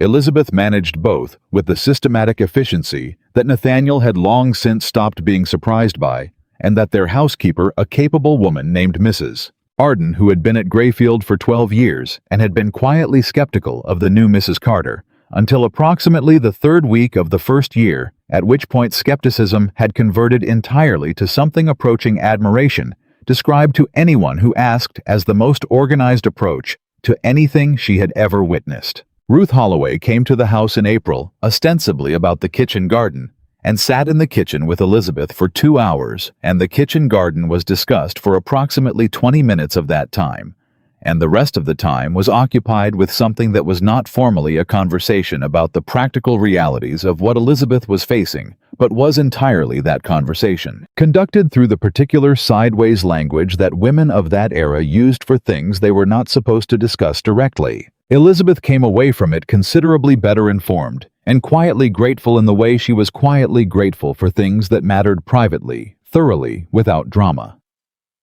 "Ruth Holloway is a remarkable woman," she said to Nathaniel that evening. "Yes," he said. "Daniel has always known that. More people should know it. They are beginning to," he said. "Since you began the garden instruction arrangement, 3 other families on the property have asked her for advice on their own plots." He paused. "She has become something of an authority." "She always was," Elizabeth said. "Nobody had asked." He looked at her. "There is a pattern to that," he said quietly, "that I think you recognize." "There is," she agreed. "I intend to keep disrupting it wherever I find it." "I know you do," he said. "I am counting on it." The child was born in September, a girl, which surprised nobody who had been paying attention because Elizabeth had been certain from approximately the 5th month with the same undemonstrative certainty she brought to everything she was actually certain about. They named her Margaret Rose Margaret for Elizabeth's mother, who had over the course of 2 years revised her understanding of her eldest daughter, from fine to something considerably more complex and valuable than fine, and who had spent the entire month of August at Grayfield in a state of barely contained anticipation that she managed with the dignity of a woman who considered anticipation a private emotion and was failing spectacularly to keep it private. Rose because Elizabeth had wanted it, and Nathaniel had said yes immediately, which was how naming things tended to go between them. Margaret Whitmore arrived at Grayfield on the morning of the birth and did not leave for 6 weeks, which was longer than anyone had planned, and which suited everyone perfectly, including eventually even Nathaniel, who had begun the arrangement with the polite wariness of a man sharing his house with a small, formidable force of nature, and ended it with something genuinely close to affection. Robert Whitmore came for a week in October. He held his granddaughter with the careful deliberateness of a man holding something precious, and said nothing for a long time, and then said, "She has your eyes, Lizzie," and then excused himself to the garden, which everyone understood. Caroline came with Thomas in November. Thomas Aldrich turned out in person, and at close quarters, to be a considerably better man than Elizabeth had expected, based on the available evidence, which was that he had married Caroline and had a brother who had spent 2 years attempting to ruin her husband. He was straightforward and genuinely kind, and he looked at Caroline the way he had looked at her at the wedding, like she was the answer to a question he hadn't known he was asking. But he also, Elizabeth noticed, listened to her. Actually listened the way Nathaniel listened. The way men who had decided that the person they were with was worth their full attention listened. Caroline held Margaret Rose and looked at Elizabeth over the baby's head with an expression that had nothing performed in it. "She is going to be like you," Caroline said. "How do you know?" "The way she looks at everything," Caroline said. "Like she is reading it." Elizabeth looked at her daughter, at this small person who had arrived in the world with dark eyes that missed nothing and a quality of watchfulness that Elizabeth recognized completely and felt recognizing it an emotion she did not have a precise word for. Not protectiveness exactly, though protectiveness was present. Something larger and more complex. The specific feeling of looking at someone and understanding that your entire purpose in relation to them is to make sure they never learn what it costs to spend 24 years invisible. "She is going to be exactly who she is," Elizabeth said, "and everyone is going to know it." "Yes," Caroline said, "I believe they are." The years settled into the shape of themselves, the way years do not cleanly, not without difficulty, but with the particular solidity of a life that is being built by people who know what they are building and why they are building it, and choose every day to keep building it. There were hard seasons. There were years at Grayfield when the crops were poor and the accounts were tight, and the weight of running a large estate pressed down in ways that required both of them to be more than they were comfortable being. There were seasons when the county was unkind, when old stories resurfaced, when new difficulties arrived, when the complicated inheritance of the Carter name required defending again in ways that were exhausting and costly, and sometimes frightening. There were also the evenings in the library, the parallel reading and the dinners that ran long because neither of them wanted the conversation to end. The mornings when Nathaniel came in from the south field with mud on his boots, and the particular expression he had when the land had given him something worth thinking about, and sat down at the kitchen table to tell her about it before he remembered that he was supposed to change his boots first. There was Margaret Rose growing into a person with her father's directness and her mother's thoroughness, and a laugh that carried across gardens without effort, which Elizabeth noticed with a feeling she could only describe as the universe completing a joke she had not understood until the punchline arrived. There was the afternoon 4 years into the marriage, when Elizabeth found a letter among the household papers, a letter in William Carter's handwriting, addressed to no one, never sent, dated 3 months before his death. She read it twice, and then went to find Nathaniel. He read it at the writing desk. She watched his face. The letter was William Carter, writing to his future heir, to whoever would come after him about Grayfield, about the land and the tenants and the responsibility of a family name, and what it meant to hold something in trust for people who depended on you. It was a letter full of the particular wisdom of a man who had made significant mistakes and was writing from the far side of them, not to justify himself, but to pass something forward. The last line said, "Take care of the people before you take care of the land. The land will outlast you. The people will remember." Nathaniel set the letter down. He sat for a long moment. Elizabeth said nothing. She had learned over 4 years the precise calibration of his silences, which ones needed filling, and which ones needed leaving alone. This one needed leaving alone. After a while he said, "He knew." "Yes," she said. He had learned it the hard way, and he wrote it down. "He always wrote it down," she said. "That was who he was." Nathaniel looked at the letter. Then he looked at her. "I want to put this in the library, with the journals." "Yes," she said. "Where Margaret Rose can find it someday." "Yes," she said again more quietly. He folded the letter. He held it for a moment. Then he said, "Thank you for finding it." "I was looking for the household accounts," she said. "I know," he said. "You find things that need finding. It is one of your most significant qualities." "It is a practical skill," she said. "With you," he said, "practical and significant are generally the same thing." She looked at him.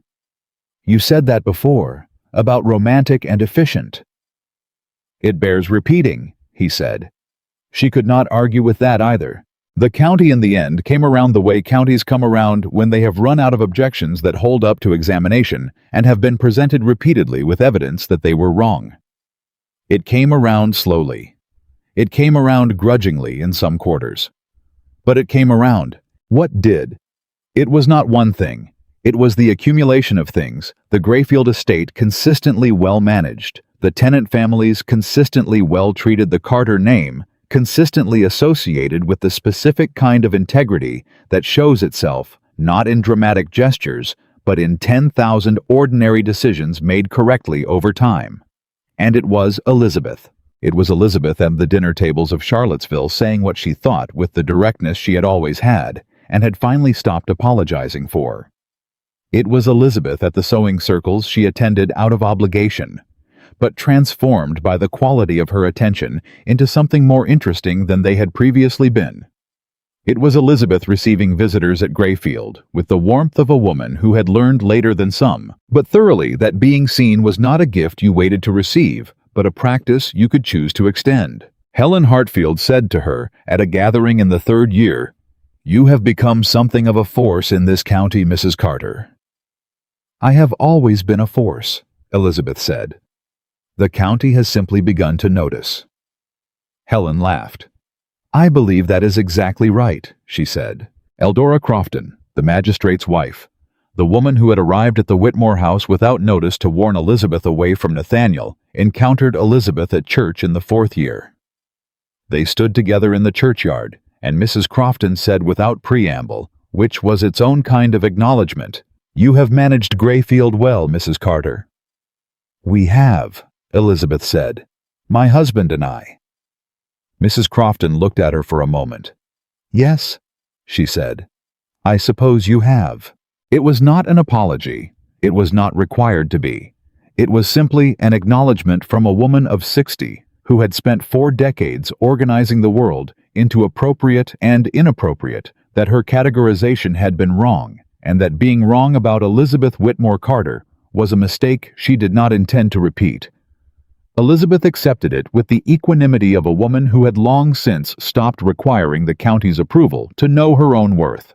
On an evening in October of the 5th year, Elizabeth and Nathaniel sat in the library after dinner. Margaret Rose was in bed. The house was quiet in the way it was quiet when the day had been full and the people in it were tired in the good earned way. The fire was going. Both of them were reading. Elizabeth put her book down. Nathaniel looked up. "I want to tell you something," she said.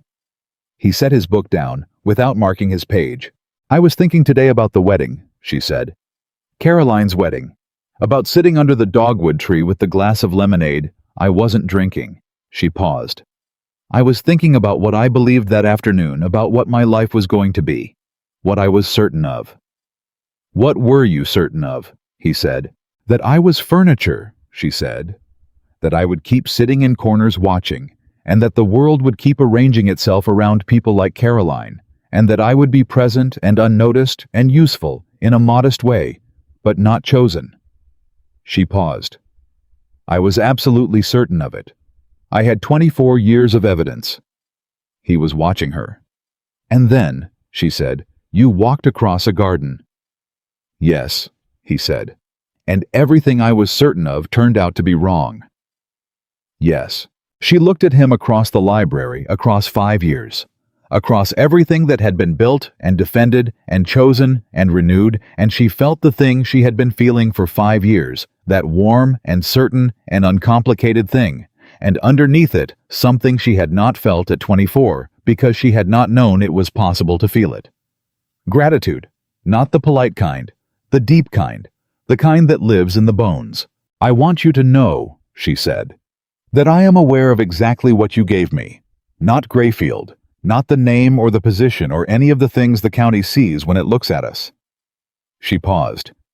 You gave me back to myself. You asked who decided which sister was wrong, and the asking of it meant I had to find the answer, and the finding of the answer meant I had to understand that the person who had decided was nobody with any authority to decide it. She held his eyes. I want you to know that I know that. That I know what it cost you to cross that garden, not financially, not socially, but what it cost you to reach toward something when you had spent 10 years deciding that reaching toward things was dangerous. He looked at her. Something in his face, that full, unguarded thing that had been growing more available for 5 years and had not yet stopped growing. Elizabeth, he said. I am not finished, she said. He waited. You chose correctly, she said. Not just about me. Not just about Grayfield or the Beaumont situation or any of the specific things you chose correctly about. You chose correctly about what a life is for. About what it is worth paying attention to. She paused. And because you chose correctly, I was able to choose correctly. And because we both chose correctly. She stopped. Margaret Rose is asleep down the hall, he said quietly. Yes, she said. And the library is full of books we have actually read. And Ruth Holloway's kitchen garden will come back in March. And your father's letter is on the shelf where our daughter will find it someday. She looked at him. All of that is because you crossed a garden. He was quiet for a long moment. Then he said, You give me too much credit. I give you exactly the right amount, she said. You would know, he said. You are very precise. I am, she agreed. He stood up. He crossed the room to her, and she watched him cross it the way she had watched him cross rooms for 5 years, and felt what she always felt. And he sat down beside her and took her hand, the way he had taken it in the carriage and in the parlor, and in the recorder's office, and at the breakfast table, and in every one of the 1,000 ordinary moments that had made up 5 years of a life chosen deliberately and renewed every day. I want to tell you something, he said. Then tell me, she said. I came to that wedding, he said, because I had heard your name mentioned, and I thought perhaps I might speak to you. And when I saw you sitting under that tree, I thought... He stopped. I thought there is a person who is not performing anything. There is a person who is simply being exactly who she is in a room full of people who are being who they think they should be. He paused. And I thought I have not met very many people like that. And I thought I would like to know her. You told me that, she said, at the wedding. I did not tell you all of it, he said. I told you the part about noticing that you were watching. I did not tell you. He paused. I did not tell you that what I actually thought standing at the edge of that garden was that woman in the corner is going to be the most important person I ever meet. And I had known you for 6 minutes. She looked at him. You were right, she said. I usually am, he said. About certain things. About this, she said. He held her hand. She held his. The fire went on doing what fires do. Outside, the October dark had settled over Grayfield, the way it settled every October over the South Fields, and the kitchen garden, and the tenant houses, and the road that led down to Charlottesville, where a recorder's office held still the second copy of a survey document that had settled everything. Margaret Rose was asleep down the hall, dreaming whatever it is that 5-year-olds dream when they have been thoroughly loved and thoroughly known, and have never once in their entire small lives had reason to sit in a corner and decide they were furniture.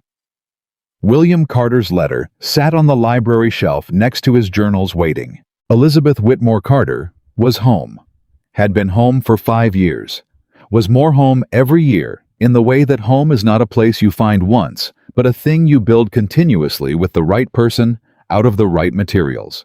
Honesty and attention, and the willingness to cross a room even when nobody is expecting you to. She had been invisible for 24 years. She was not invisible now. She was in fact the most visible person in every room she entered. Not because she was loud, not because she was beautiful, not because she had learned to perform the things the world had always rewarded in women like Caroline, but because she had stopped hiding, because she had stopped bracing, because she had learned from a man who had crossed a garden to ask her a better question. That being seen was not something that happened to you if you were lucky enough and lovely enough and situated correctly enough. It was something you claimed. She had claimed it. She intended to keep it. And somewhere down the hall, in a room where the October dark pressed warm against the windows, Margaret Rose Carter slept with her father's dark eyes and her mother's thorough watchfulness, and a laugh that was going to carry across gardens without effort, and the whole world, when the time came, was going to look up and wonder where she had come from. Elizabeth already knew. She had come from a corner, from a dogwood tree, from an untouched glass of lemonade, and a man with the sense to look. She had come from the moment when someone finally asked the right question. And the answer had always been there, waiting to be claimed. It had simply needed someone with the courage to cross the room and ask it.